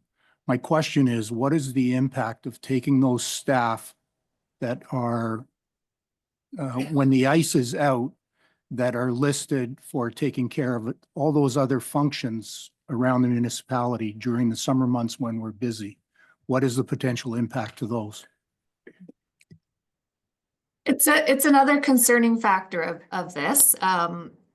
We have, obviously very well-trained staff that go out into our parks, and not only our parks, our cemeteries. And so that's a lot of training involved to keep those going and properly maintained. So that's one of my biggest worries, is that you need that staff for that short period of time, but they also have to be well-trained staff, whether they're parks or whether they're in the arena. So again, it's a real unknown as to who would we have applying for these positions, and would they be better off in parks or covering arena shifts? Both need training, both need time really to get them to that point. So our current staff, they're used to doing the transition into the parks. They're all, obviously very aware of each building and what they need. So it would definitely be a transition, and it would be a learning curve for sure. So then my follow-up question to that, Dominique, is if we are taking those experienced staff away from cemeteries, parks, the boat launches, the functions that they do during the summer months, and we put them in the arena to maintain the ice, does that mean that we are hiring more staff to go out and do what those staff members are currently doing now? Yes, it does. Thank you. Speak up, Terry. Okay, thank you, and Ken. Mine's more of a comment than a question. I got summer ice works in July and August because of the demand, and I think we all know that. But I don't believe that the arena will generate enough revenue for the 3 months in the survey. The survey was great, but you need committed hockey schools or camps, as far as I'm concerned. You can't depend on private rentals to generate 50 hours per week, April, May, and June. Kids are in school. And your outside soccer starts and your baseball. The 3 months the ice is out, Mayfest has their fundraiser on the pad for Humphrey School, which is a big event for the school. The ball hockey starts. Both compressors need overhauls. The old brine pump needs to be replaced. The condenser needs to be flushed. One compressor will not hold the temperature down that time of year. 12 to 14 hours on a humid day, you will lose your ice with a compressor or equipment failure. The header trench at the north end of the arena needs to be opened, thawed, then the headers get oil sprayed. The piping is inspected also. The clamps holding the pipes to the header are inspected and replaced if needed. This is all done by staff. The arena runs on a well. The arena runs on a drilled well and a septic system. It doesn't run on the town water and sewer. We've had problems with water in the past, pump failures and stuff like that, especially in the humid weather. Any maintenance or painting is done during this time. All the rubber flooring needs to be stripped and resealed in them 3 months. 5 cemeteries have to be cleaned and ready for Mother's Day. Open spaces have to be cleaned and ready for another season. To contract 3 people to leave the ice in for April, May, and June seems to be premature to me. You're not going to make the revenue. In the past, we had trouble filling the last 2 weeks of March ice. A pilot program for this year is not enough time for hockey schools or camps to organize anything. Hockey schools and camps is the only way any off-season ice would work. The Humphrey Arena has operated this way for many years, and it works well. This is not a need. To me, it's a want, and I know working there for many years, a lot of work gets done in the off season. Before we even think of doing something like this, the arena should have 3 compressors to maintain temp while maintenance work is being done on each compressor. If you're gonna have ice year round, you have to have something to fall back on. The addition and larger dressing rooms and a gym above the addition would attract more people. For those reasons, I don't support year-round ice at this time.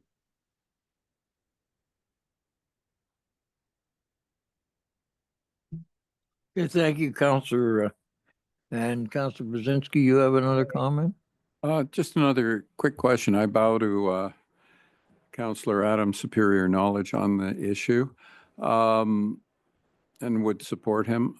I would just like to know, Dominique, have you got any statistics on the Bobby Orr Arena in Parry Sound? Is it fully utilized? Do you know what happens to them over that time? So they take their ice out as well at the end of spring. So I believe it's the end of March, the same as us. And they actually don't have summer ice at all. So their ice doesn't go back in until usually the end of September, early October even. So we get all the September rentals and the July and August rentals.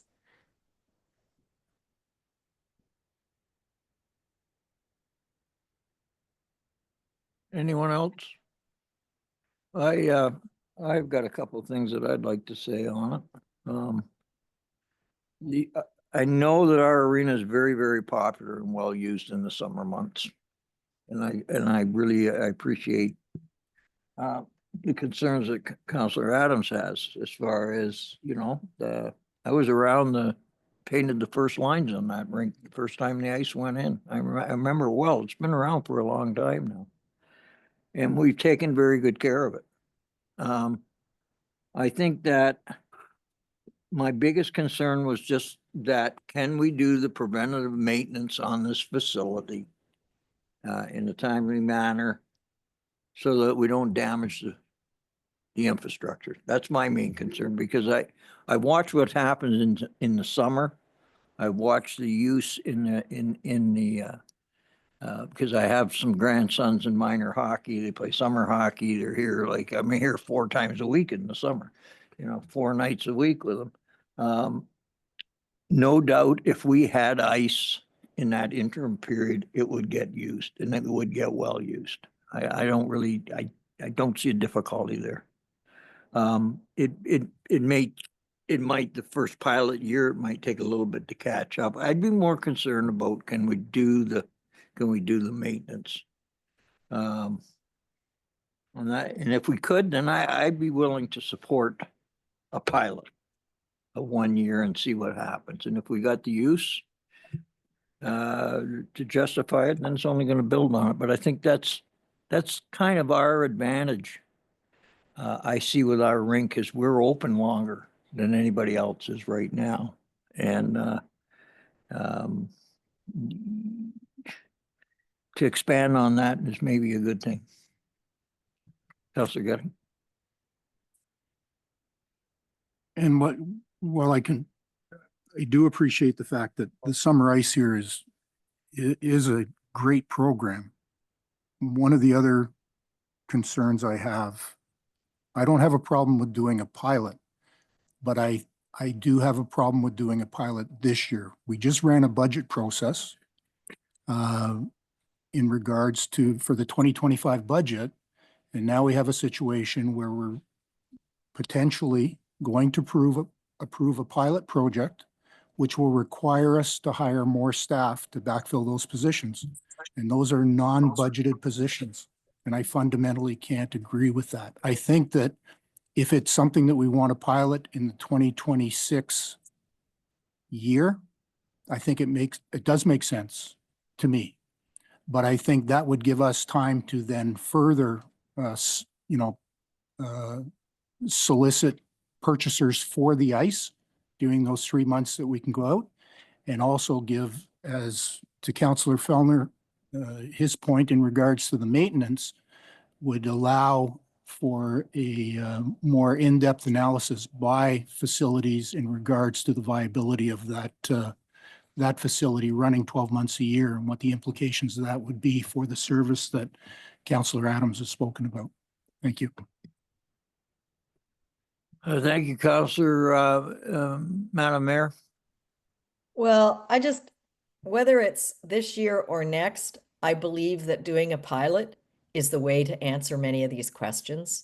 And it shows us listening to our customers and our ratepayers, and taking a step to change is not always bad. So I'm very much in favor of the pilot as recommended by Dominique. I am concerned about the maintenance and the locker room and everything else, but I believe that it is responsible to try it.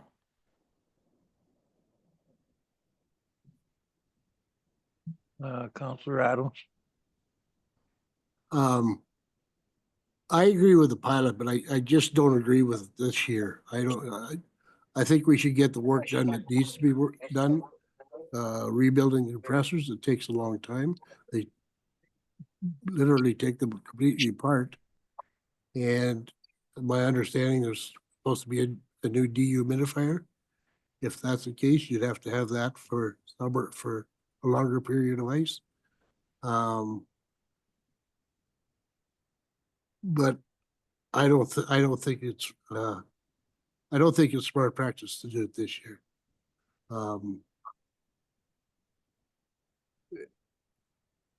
And I don't know if you just want to defer it till Ted gets back, or in his opinion.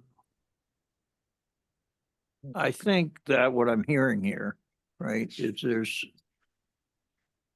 there's an appetite to try it, but not this year, right? Is that pretty fair? I mean, we don't want to sound like we're saying absolutely no way. I think, Dominique, what we're saying is, I think it's a good idea. It's probably worth pursuing. We'd support it if you did for next year. Is that correct? Get your ducks in a row. Tell us, make sure you've got your maintenance. You can advertise it for 2026 as you're going to have ice. Let's book it. Let's get some firm contracts. You give some people times that they may want to run. Minor hockey may want to run a spring league, because they run summer leagues, right? They might want to run a spring league because minor hockey's big in Parry Sound area right now. It's the numbers have really, really, really risen. So I can see where there's a need here. I don't want to. I think we've got to be progressive but we don't want to hurt what we got too. So I don't know how we amend things to reflect that. But I think that's what we're hearing, right? Is that pretty much? Yeah. Okay. Yeah, Ken, you want to say something else? Yeah, I just want to say that we have had camps in the past, well, when I was there, that would book 6 weeks of ice, and come time to use the ice, they'd cancel 3 weeks of that, or they'd cancel a month of that. So that's what you got to be careful of. Now they do take a deposit. No, you'd have to do I mean, you'd have to make sure it was a valid enterprise. But I mean, yeah, I think with time you can do that. Yeah, you got to be careful. You can get your numbers better and maybe a little bit more comfortable than just trying to put it all together at the last minute. Perhaps we seemed the results of the survey certainly indicate that it would be well received, right? And we need to do some other. I think everybody at this table knows that we need to make some improvements to the physical buildings in that space in that building, because parts of it are getting a little dated. So this would give an opportunity to justify that with increased revenue, right? So how do we amend this thing to let them go ahead, but not until 2026.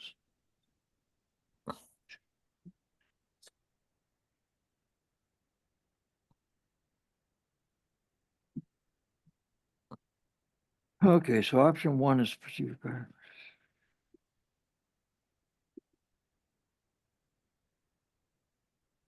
Through the pilot, forwarding comprehensive report.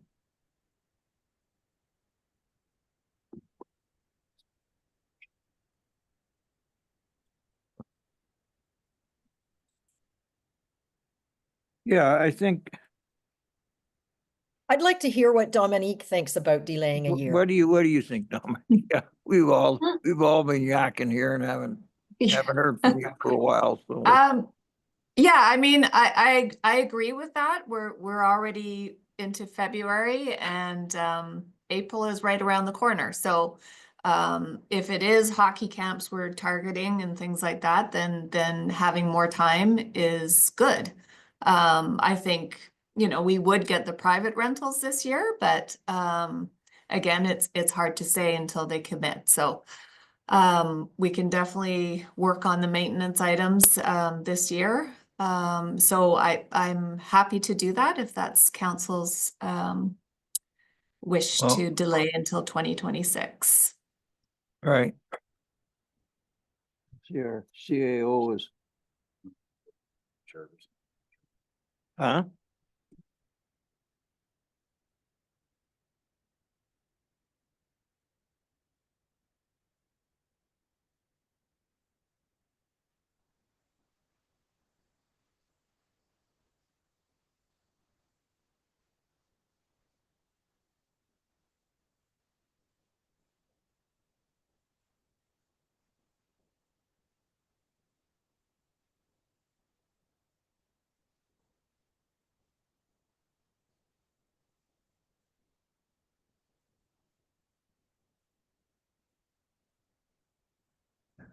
So if I'm hearing everything correct, one of the things that council could do is withdraw this resolution and give direction to staff to include this in the 2026 budget process, which will start coming in August and September, October for the program, and then council would consider it during that budget process. Yeah, but what I want to do is if we withdraw it, right?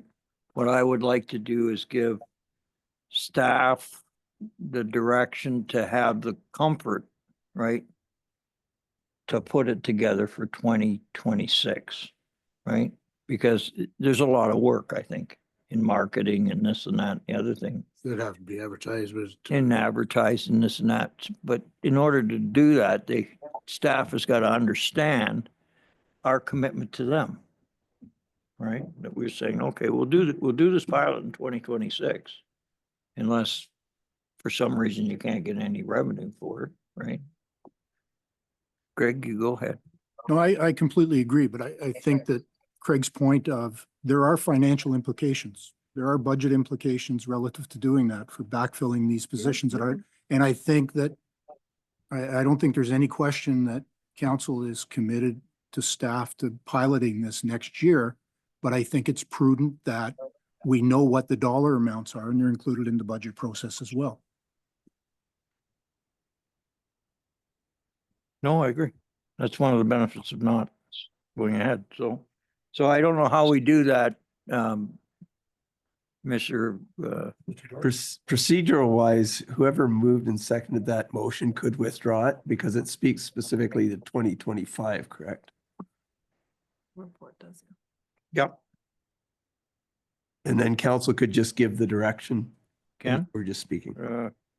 Where's it? Yeah. Ken and Gail. Ken and Gail. Yeah, what? Okay, so Ken has moved to withdraw it and Gail seconded, so it's withdrawn, correct? Craig? Yes, okay, thank you. So now we're gonna give a little, so what I'm hearing from everybody, Dominique, is we would like you to pursue keeping ice in commencing in 2026. The additional cost to do so should be reflected in the budget process as a pilot for the 1 year. And perhaps after you get some time to get some feedback as far as, maybe a spring minor hockey thing or what have you. We get maybe an interim report in the fall sometime. Would that, are we thinking? Yeah. Does that make sense? Dominique? Yes? Okay. Yes, it does. Okay. We gotta have it approved in time for advertisement and all that, eh? Yeah. For the But at least they can go, Mhm. you can go ahead and see what's out there. Yeah, okay. So that one's back, right? You want that one?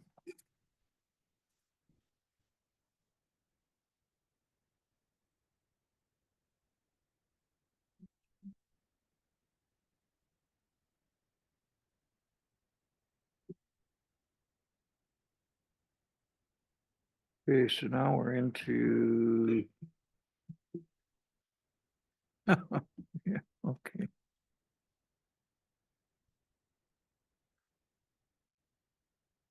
As the council of the corporation of the township of Seguin does hereby approve the recommendation of staff report number RD 2025-001 quarry operations feasibility study dash phase 1 attached to Schedule A.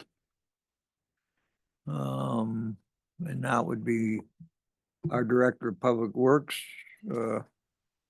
Thomas. Oh, he's on the screen there. You want to walk us through this, please? Sure, Mr. Chair, Mayor, and Council, thank you. Yeah, there's a lot to peel out of this report, so I'll try my very best. Currently, we have 4 pits that are Class B pits, meaning we can only extract what's there, sand. For our winter sand, Christie has a very large, behind the landfill, has a very large acreage there with some rock in the back, and I've been chatting with Tulloch Engineering, and they put a proposal together to basically do a due diligence practice of converting a Class B pit into a Class A pit and quarry, which means that we can potentially use that rock material, gravel, in our roads, but also maybe one day sell it back to the public. So there's kind of a business case development here. We're not there yet, hence this kind of phase 1, and see if there is a potential for revenue and cost savings for operations.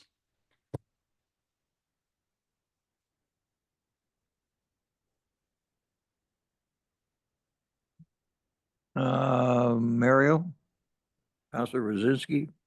So Tom, does the study, would that bring us to a Class A pit? Like it had identified a number of different studies that would have to be done. It will do a due diligence to see if the business case is there. There'll have to be some surveys, some land use planning, kind of, preliminary review of what is actually there and what could be potentially extractable, if that makes sense. Surveys, ministry consultation, since it's already designated as a pit, it kind of gives us a leg up if there is extractable material there. And provides, because there's a lot of work ahead of us in terms of getting a class B into a Class A. So this is just a feasibility study. And one thing I didn't mention, but it's in the report, is we currently have a lot of existing rock just sitting there that came from our rock that's came from jobs. We're looking to offset that that kind of due diligence process with Tulloch and grind up, give us granular A, granular B, whatever it may be, at a very much reduced cost. which then in turn pays for this study. Well, a couple of things, but if you had a mobile crusher come in, like a company with a mobile crusher, I think they have permits that go with the mobile crushing operation. So you'd have to look at the cost sharing, what it would cost to crush it and so on. And that, which wouldn't mean that we'd have to change our license for the pit. So it'd be good if you, in you're looking at feasibilities, if you could look at that possibility too, just have somebody come in to crush it. Because I don't know that area very well, but are there residences around it? How many people use the roads? Because, for an increase in operation like that, you're probably, you may, if there are people around, then you're probably going to have some opposition to increasing the use. So that would have to be factored in as well too. Thank you. I think Ken was first and then the mayor. But if I was wrong, I apologize. You're right. My question is kind of part of Mario's. Like if this went through and everything else, would you do it yourself, buy the equipment, or would you contract that out? Would it be feasible to do it ourselves? Or is that too far down the road? A little too far down the road for now. There'll be I want to see what's in there. Yeah. What lifespan it would have. We estimate 200,000 tons a year that we're able to do for the next 25 years. That's a huge that's huge, right? Or is it 10,000 tons a year? We're not really ahead of the game, right? So there's a lot of unknowns, and this due diligence will certainly be able to check some boxes of getting some proper answers, and then there'll be a business case presented at a future council meeting. Thanks, Tom. Mayor? Well, I just want to say thank you to Tom. We have asked all of our directors and all of our staff to be innovative, to look for cost savings. And assuming this goes more than 5 years, you're showing $120,000 per annum in cost savings. So I think doing the due diligence, finding out how much we've got is a fantastic first step. So thank you for thinking of this and coming forward with innovation and ideas that are new. So I say get busy on the feasibility study and find out what it's worth. Thank you, Mayor. I have a couple of comments. The one concern I have, just looking, would be the pit itself, Tom, because it's not in close proximity to residential, but it's completely almost surrounded by it. The second thing would be, and I think you should go and crush the 20,000 tons. That's a small volume of rock to crush, really, and can be done with portable equipment. And then, of course, it's economy of scale after that, right? A lot of the quarries around here will typically take down 80 to 100,000 tons a year and crush it, right? So, and that for township use would be a huge savings, especially to rebuild some of the infrastructure that we need to rebuild. So I think you need to do that. If you can fund that off the cost savings, if you can use the granite that you're going to crush from the shot rock you got on site, you only need the license to quarry it, right? You don't need the license to crush it. So you can do the cost savings, but I think it's a great idea. Yeah. Well worth looking into. Thank you. And thank you for your forward thinking.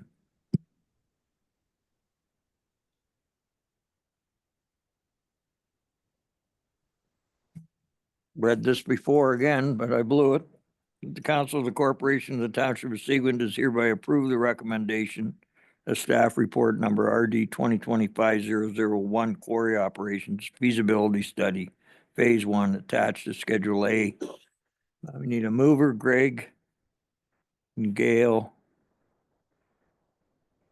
and all in favor.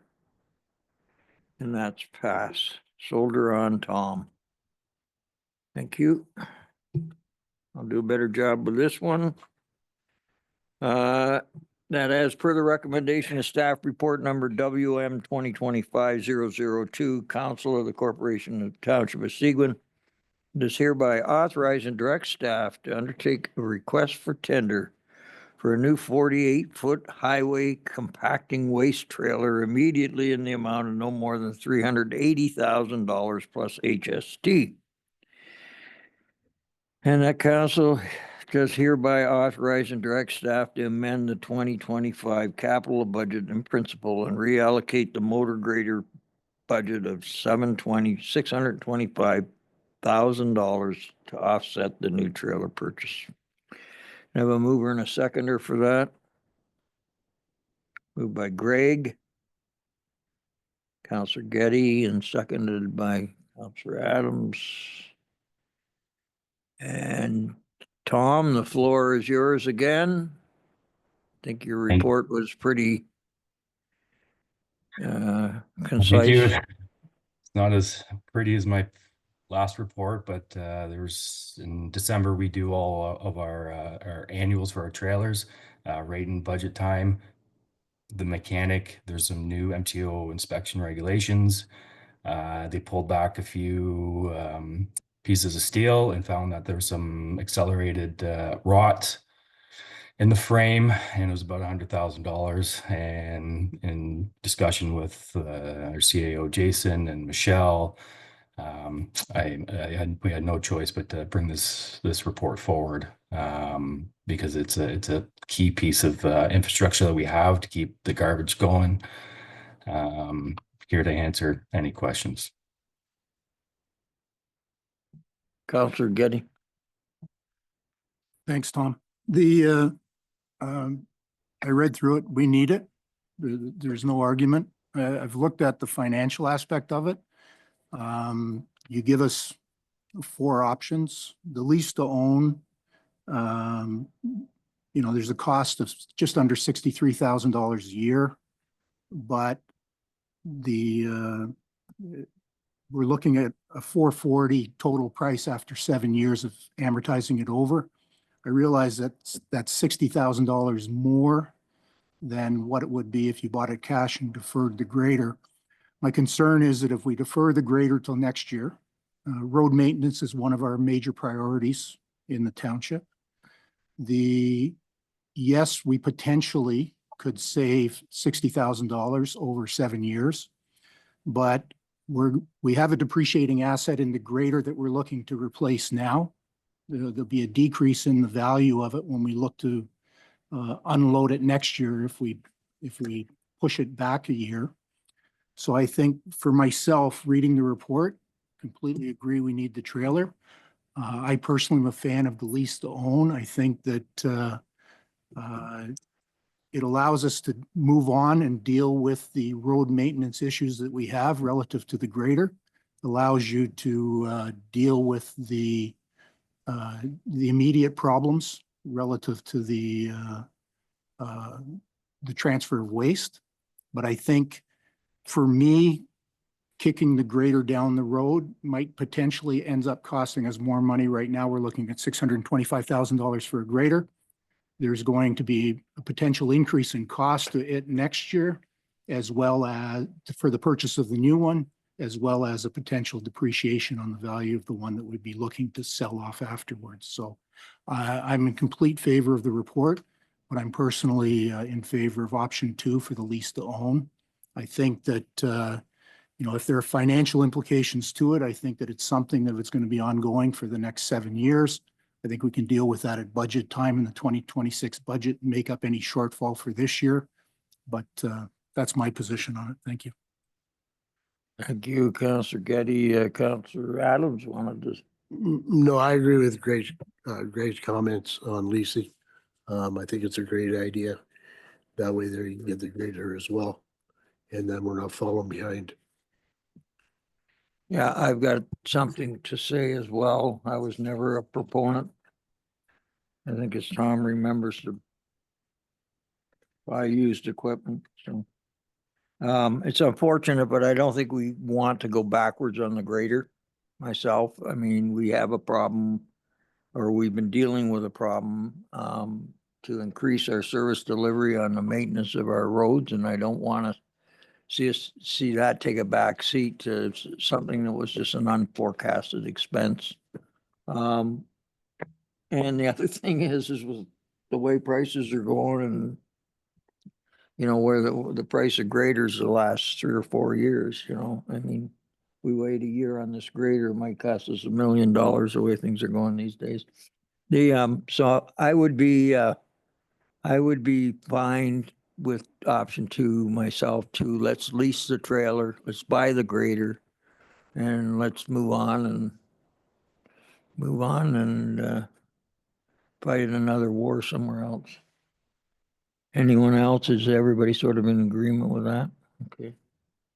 So, so how do I'm saying that we want to do option 2, is that? How do I deal with this? So what I would suggest, We don't want to reallocate the motor grader budget. We want to lease the trailer and buy the grader. so you have the resolution in front of you, so just bear with me. I believe the first paragraph of the resolution would stand. Mm-hmm. And then someone might want to move to amend the proposed resolution by replacing the second paragraph with and proceed with option 2 of the report. Okay, so Greg's going to Sorry. move to, I will move it to strike paragraph 2 and to include that we approve option 2 as presented in the report. okay, so that was moved by Counselor Getty, seconded by Counselor Vincent, that we remove the second paragraph of this resolution. So I just draw an X through it, right? And to keep me on the straight and narrow. And we amend this resolution to direct staff. The staff report is, what the heck is it? Want me to read it too? Yeah, please. So here's the 2, you want the different options?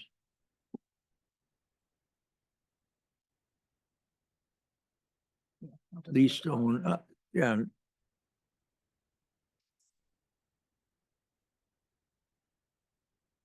Option 2.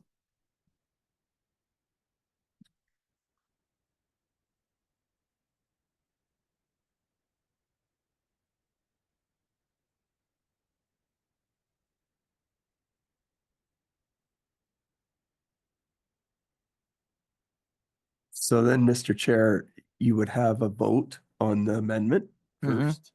And if the amendment's carried, then you would vote on the motion that's been amended. So the entire motion. Okay.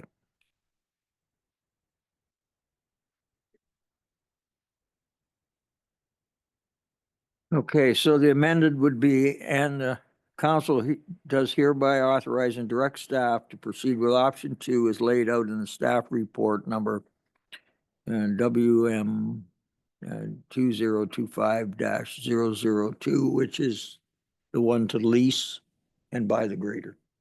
And we have a vote on that. Everybody okay with that? Everybody's good? So that passes. So that now we're going to vote on the amended resolution. So the first part remains the same and the second part, now do I need to read this again? That as per the recommendation of staff report number WM 2025-002, Council of the Corporation of the Township of Seguin does hereby authorize and direct staff to undertake a request for tender for a new 48-foot highway compacting waste trailer immediately in the amount of no more than $380,000 plus HST. And that council does hereby authorize and direct staff to proceed with option 2 is laid out in the staff report. Number WM 2025-002. That should do it. All right. I was just looking at Tom to make sure that the first part stays the Is that same when you're okay, doing lease. Tom? You can work with this? Okay. All in favor? Okay, get yourself a new trailer. And grader. Let's go. Thank you, everyone. Thank you, Tom. Where are we now, Andrew? Oh, dear. So I won't give you. Give me one. this thing. We're gonna fill in the amounts this week. Right. So Michelle's got the report, right? Michelle is not here. Okay, so here we go. That the council of the corporation of the Township of Seguin does hereby approve the following 2025 donations. Now, they're all blank right now, guys. Okay, there's no numbers in this resolution. I think if we go to we're still in the garbage trailer there. Donations, okay, so Those ones are automatically. those ones are done. automatic. Okay, so in page 273 of the council package, Michelle and staff have put in the recommended amounts. Now, do you want me to just go through the list and read them? No? Has everybody had a chance to review them? Let's put it that way. Is there anything in there that you would want changed? Everybody in agreement? Yeah, okay, so we're just gonna fill them out the way that staff recommended. No, we gotta discuss the museum. So the only one that isn't in here is the West Perry Sound Museum. And they requested 22,500 for 2025. They also requested that in 2024. I think Nadine was in to the last meeting. So last year we directed that we would give them 17,500. And I think we gave them 17,500. Now, Gail, you're on the museum board, right? Correct? No. Yep, I am. Oh, Ken is now. Sorry. So I'm not staying with the news. I'm sorry. So what can we ask you to just comment on what you think we ought to do Well, here? last year they asked for 22,500, but council asked for a business plan. And Nadine gave us a business plan this year with a request. So I feel that she's asked for 22,500 for many years. She's always got the 17,500. And I recommend that they did the business plan and everything else. I think we should give them the 22,500 this year if council agrees.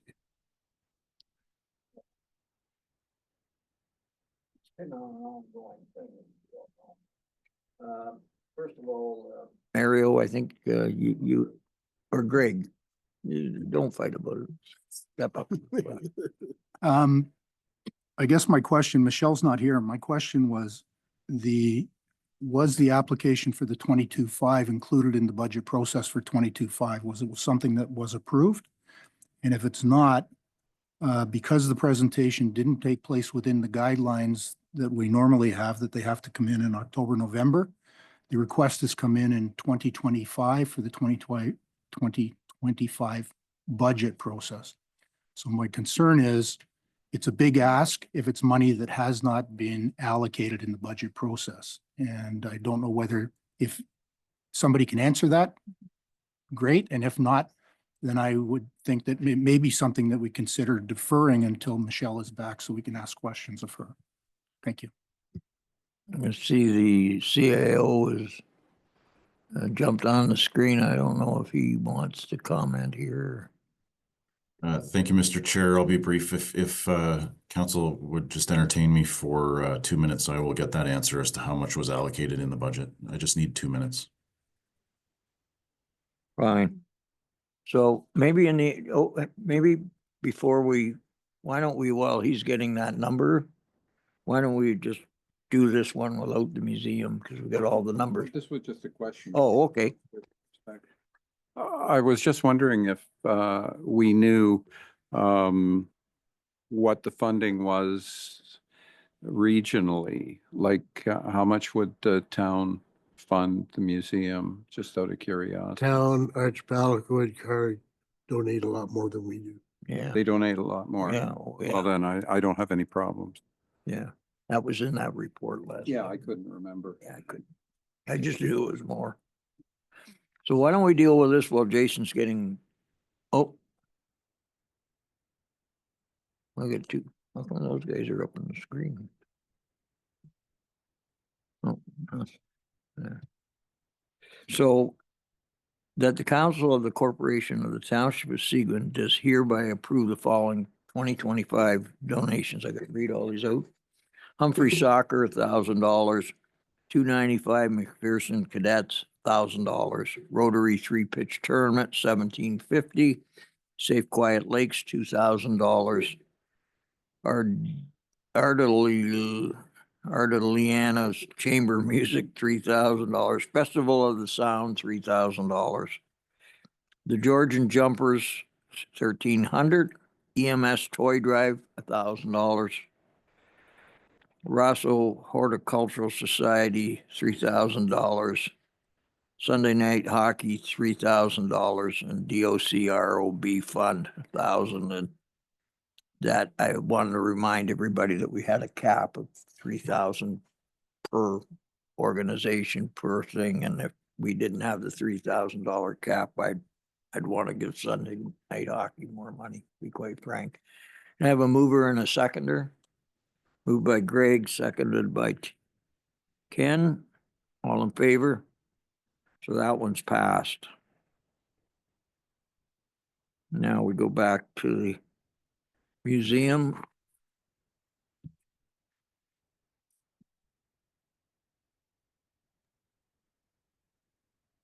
Mr. Chair, it appears as though the 2025 budget carries $22,500.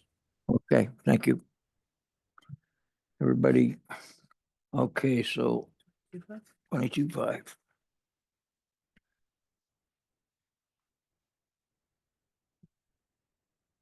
That the council of the corporation of the Township of Seguin does hereby approve a donation in the amount of $22,500 to the Westbury Sound District Museum. Can I have a mover and a seconder? Moved by Greg and seconded by Ken. Why do I want to go his head? All in favor? That's carried. Thank you. Thank you, Andrea. Can I just don't make need a this. point that when they get that money, they need to be told that they're, in future, the delegation and the request for money has to be before December 1, like every other organization? That needs to be communicated to the museum. Yeah, well, you could just, maybe you could make a point of letting them know.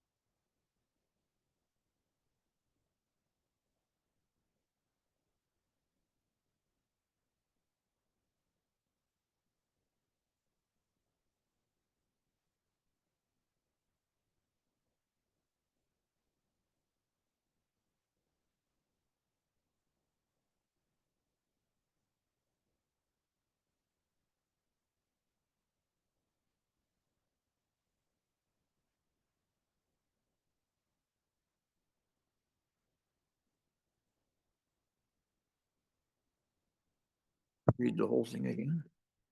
Just say the name. As per township policy, would be Counselor Ken Adams, Counselor Ted Collins, Counselor Mario Buzinski. We good? All in favor? Okay, you boys are in. Yeah. You can-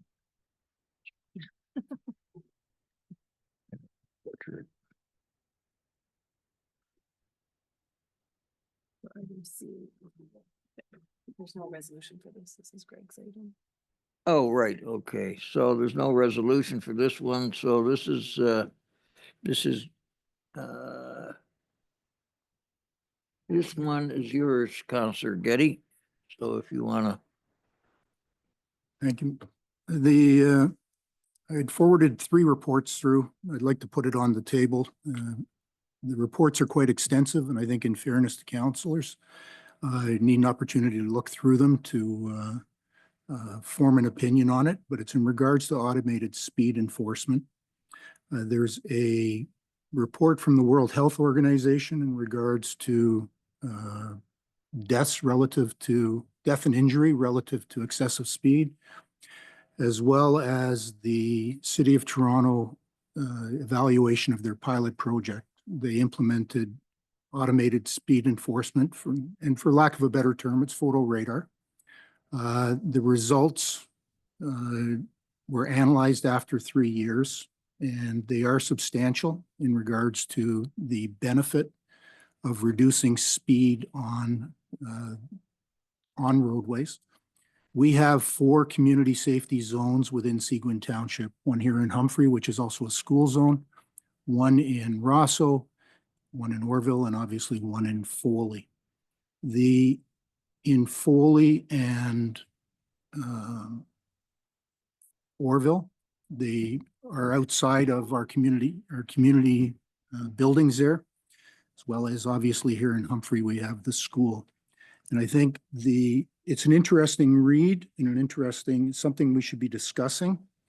The World Health Organization study indicates that if a vehicle is going 70 kilometers an hour and a child runs out in front of that vehicle at 70 kilometers per hour, that child will probably be dead. At 60 kilometers an hour, that child will be hurt. And at 50 kilometers an hour, which is what all of our community safety zones are regulated at, that the contact with that child will be avoided by the driver. So I think it's something that we should be putting on the table. Road safety is not just speed enforcement. As a council, we recognized in the 2024 budget process that we have an infrastructure deficit within our community. The quality of our roads and our bridges are stretched and strained. We realize we're going to have a multi-million-dollar infrastructure deficit as we move forward. By improving public safety, traditionally, these programs were implemented by municipalities on their own. The reality is now that there are a number of private organizations that are providing that service on a cost-sharing basis or a cost-benefit basis. We've had, I think 2 years ago, we had somebody present here in regards to that process. I've spoken to another organization which is operating down in Barrie and Essa Township, and they indicate that for no financial cost to us as a municipality, they will implement, maintain, monitor, and run a program. So we don't have any skin in the game as from a financial position, but they run basically on a 50-50 remuneration. So 50% of the fines collected goes to the operation of the system. The other 50%, plus or minus, goes to the municipality that has that enforcement in it. As a council, we've recognized and we've implemented a 1.5% infrastructure tax to deal with this shortfall, to get ahead of it. And I think that if this is something that we want to consider implementing, then it is a way that we can reduce and offset either some or all of that 1.5% burden that we put on the taxpayers, at the same time improving public safety and dealing with our infrastructure deficit. So I request that take a look at it. If you have concerns, if there's people in your community that you want to speak about it and get some feedback, and I'd like to bring it back on the March meeting of council to discuss more extensively. Thank you. Thank you, Councillor Getty. Any other comments? No, that'd be fine. I think we look forward to your the report when it comes back.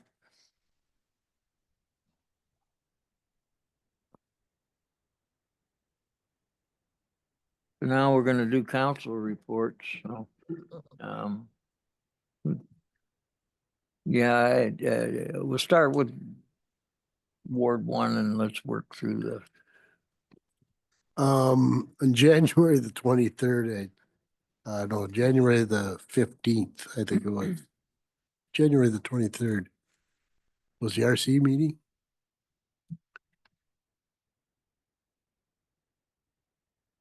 I attended the RC Recreation and Culture meeting. Other than that, I've just been dealing with a few issues, and that's all I've got. It hasn't been busy at all. Mario. We'll just go around the table. Okay. Please.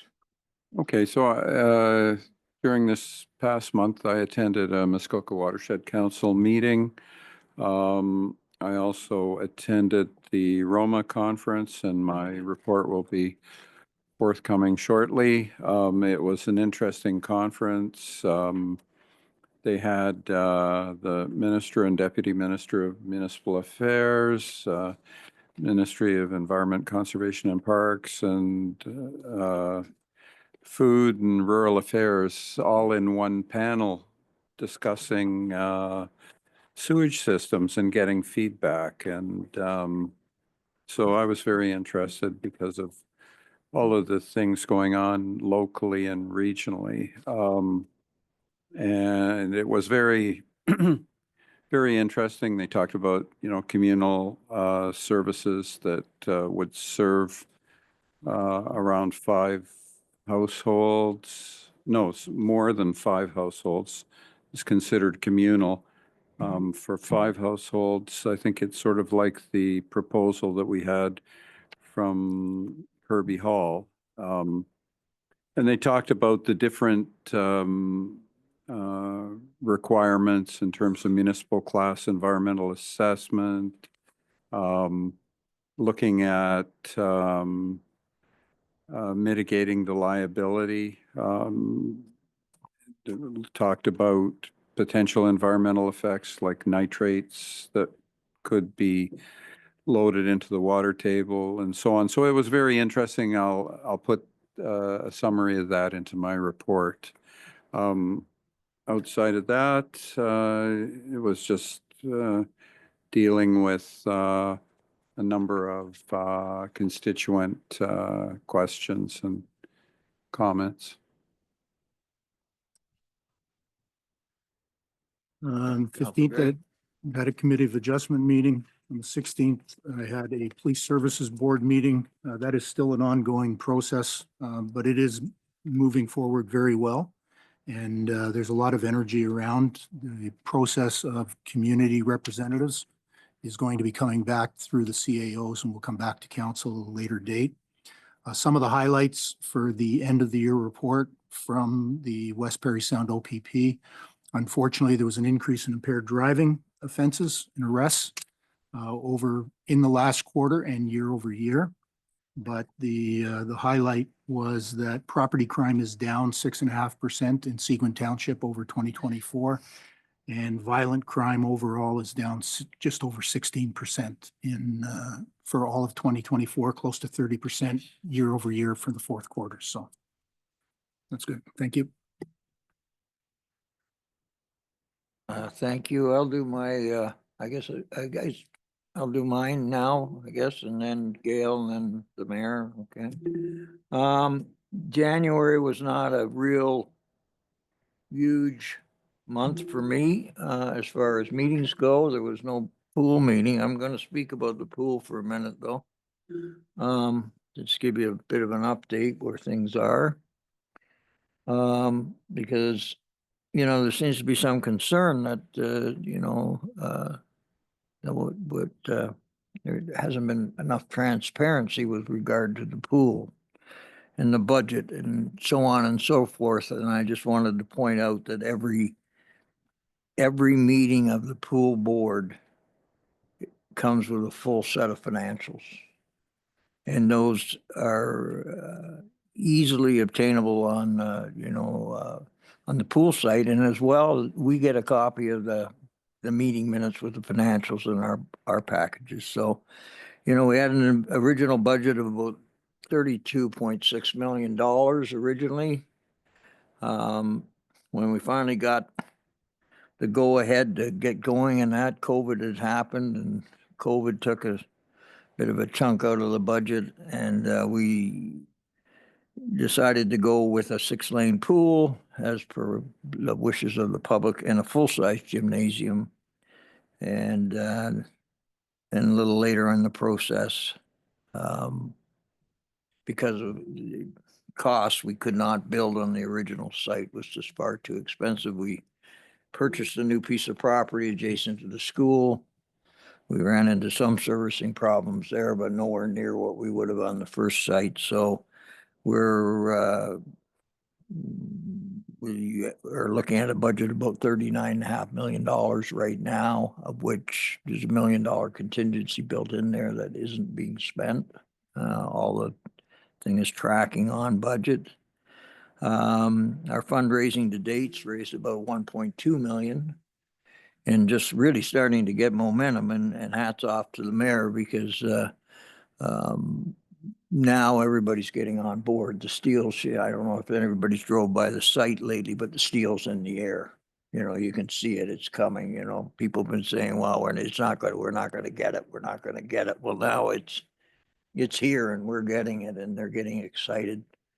The youth 15 girls basketball team had a big tournament at the high school about 2 weekends ago, and we made some Raptors tickets available through the kindness of one of our constituents, and they raised $2,200 for the pool. Just, you know, excited, right? So yeah, I didn't win either.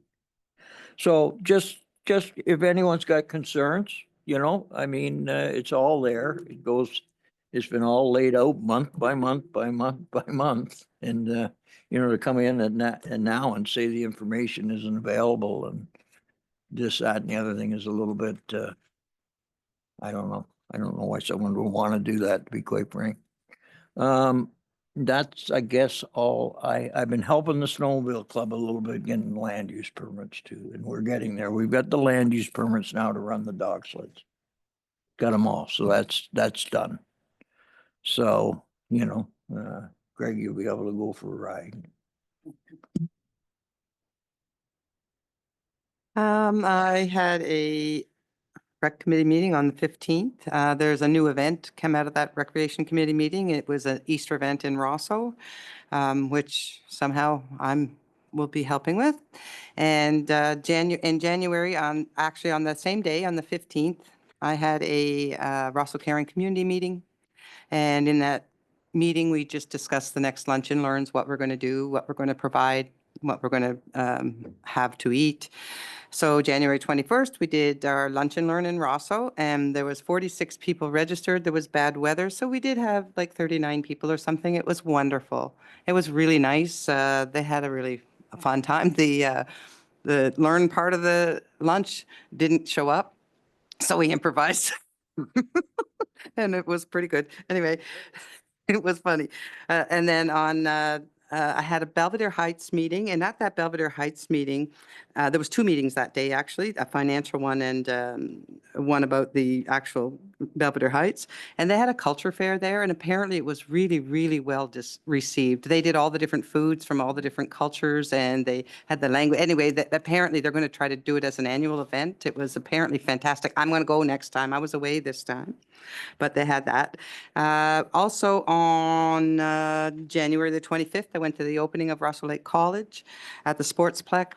Oh my goodness, what a beautiful, beautiful complex. It's absolutely stunning. Absolutely stunning. I've never seen anything so beautiful. It's really lovely. And now they're looking to build something right beside it. I can't remember. That's a wellness thing or something, but it's right beside it. On the 29th, I went to a Memorial Hall meeting, a fundraising meeting for the Russell Memorial Hall.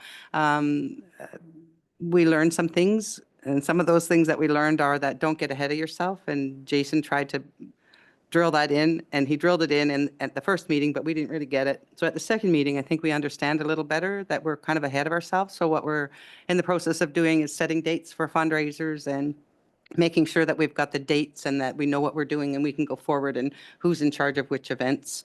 So that was eye-opening. But my sister-in-law's on that committee, and she said, you know, the CAO tried to tell you. I really didn't need that, but anyway, it was very good. I had some just some dealings with people with snow bylaw, all beautifully handled by staff, and everybody's happy. And there's probably other things that I forgot, but that's what I have. Thank you. Thank you, Mayor. Thank you You got a, very much. you You're got a doing report for us? Yeah, you're doing an outstanding job. January 15th, I had a meeting with the Northern Ontario Women's Caucus. And that was in preparation for delegations at the Roma meeting. The two issues that are really affecting the Northern Ontario communities. One is the expansion of NOHFC to include the District of Muskoka. It appears to be a done deal. It's been announced, and the delegation for now really was make sure, Ontario, that you really understand how much this addition of Muskoka is going to cost.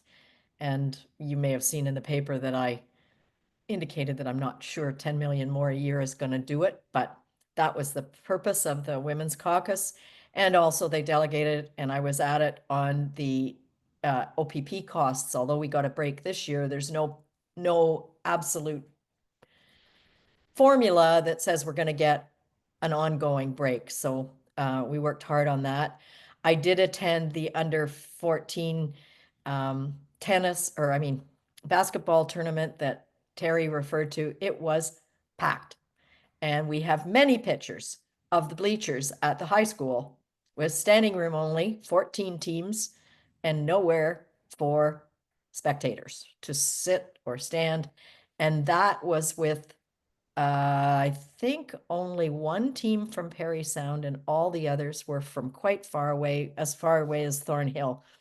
And as far as I could figure out, every hotel room in the town was booked, and the teams were asking all of us, where can we all have dinner Saturday night? And as many of you know, lots of the restaurants are closed in January. They were lining up from 6 till 9 p.m. seatings at Don Cherry's to get tables for 15. So it shows you what the economic benefit can be out of tournaments. And it also showed clearly that once we have the rec center, this all needs to be coordinated. So there isn't a basketball tournament on the same day as there's a hockey tournament and the same day as there's a swim meet, because the town can't support it. The 19th to the 22nd, Mario and Jason and I were at Roma. Great networking opportunities, some okay breakout sessions, my reports sitting there waiting to get published in the March meeting. In addition to that, I felt that there were a lot of same old topics. And obviously, it was a couple of days before Premier Ford announced the election. So he was getting pretty criticized by the other leaders, to say the least, who didn't want an election. There's two of you who have yet to do your reports for me of the CAO performance. I need them because Jason wants our feedback. So those of you that haven't done it, I think you know who you are. And I'd like to put the results of it on the closed agenda for March, but I need your input. And that's my report for now. Over to you, Jason. I think you're next. Thank you, Mayor. Jason? I'll be brief as I feel a little under the weather today and I don't want to do too much talking, but it is exciting to share that the skating loop in Humphrey here, right across from the arena, is officially open. And even more exciting is that we're bringing back the first of the frozen and fiery Friday nights this coming Friday. So the skating loop will be opened up with tiki torches, and there'll be fires to warm your hands and your toes by. Oh, nice. So bonfire, free hot chocolate, all are welcome. Please come and enjoy. Our staff have put a ton of effort into making that happen again this year. And for those that have used it, if they've all told me it's fantastic. And of course, given that we don't meet again until March, how could I not share that Saturday, February the 22nd is the 40th annual Seguin Sled Dog Mail Run. This year we're celebrating with live music, free sled dog rides, lots of food options, games, and much, much more. So watch the Mail Run's social media for updates. Again, a super exciting event just a few weeks out. That's it for me, Mr. Chair. Thank you, sir. So the next order of business, that the Council of the Corporation of the Township of Seguin does hereby receive the board and committee minutes and agendas and the correspondences presented on the agenda for the February 3rd, 2025 meeting of council. Moved by Mario. Seconded by Ken. All in favor? And that's passed.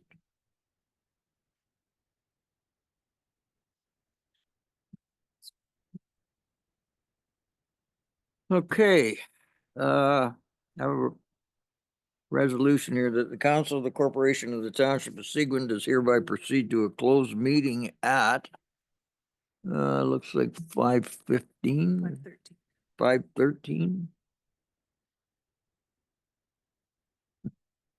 5:13 p.m. in order to address matters pertaining to litigation or potential litigation, including matters before administrative tribunals affecting the municipality or local board, Perry Sound Area Municipal Airport Runway Project Update, and a restricted covenant at 155 Burgess Road. Advice that is subject to solicitor-client privilege, including communications necessary for that purpose.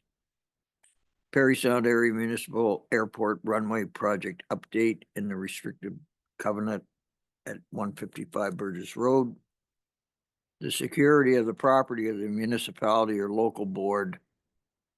Security of the property of the municipality. A proposed or pending acquisition or disposition of land by the municipality or local board. One potential land disposition, and number two is a potential land acquisition. Finally, a position plan, procedure, criteria of instruction to be applied to any negotiations carried on or to be carried on by or on behalf of the municipality or local board related to potential land acquisition. Can I have a mover, Ken? Seconder, Gail. We'll use Gail. And all in favor, moving to closed. Okay, so I think we take a little break here for 5 few minutes, whatever we need for go home, buddy.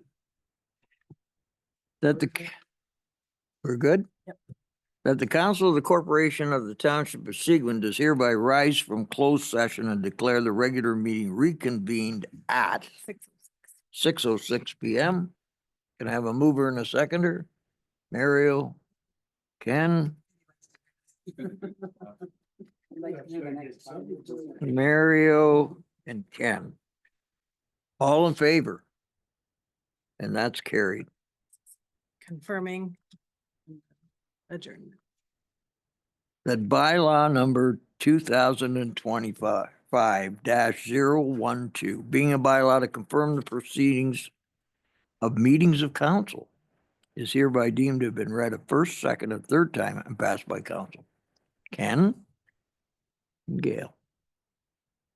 All in favor? And that's passed. All right? Oh, yeah. Andrew wants to do this after. That the council of the corporation of the Township of Seguin does hereby adjourn this meeting of council at 6:07 PM to meet again on Monday, March 3rd, 2025, or at the call of the mayor, moved by Ken and Mario. Thank you, boys. You moved most of this stuff today. All in favor? You guys have carried the load for us. Good job, Jerry.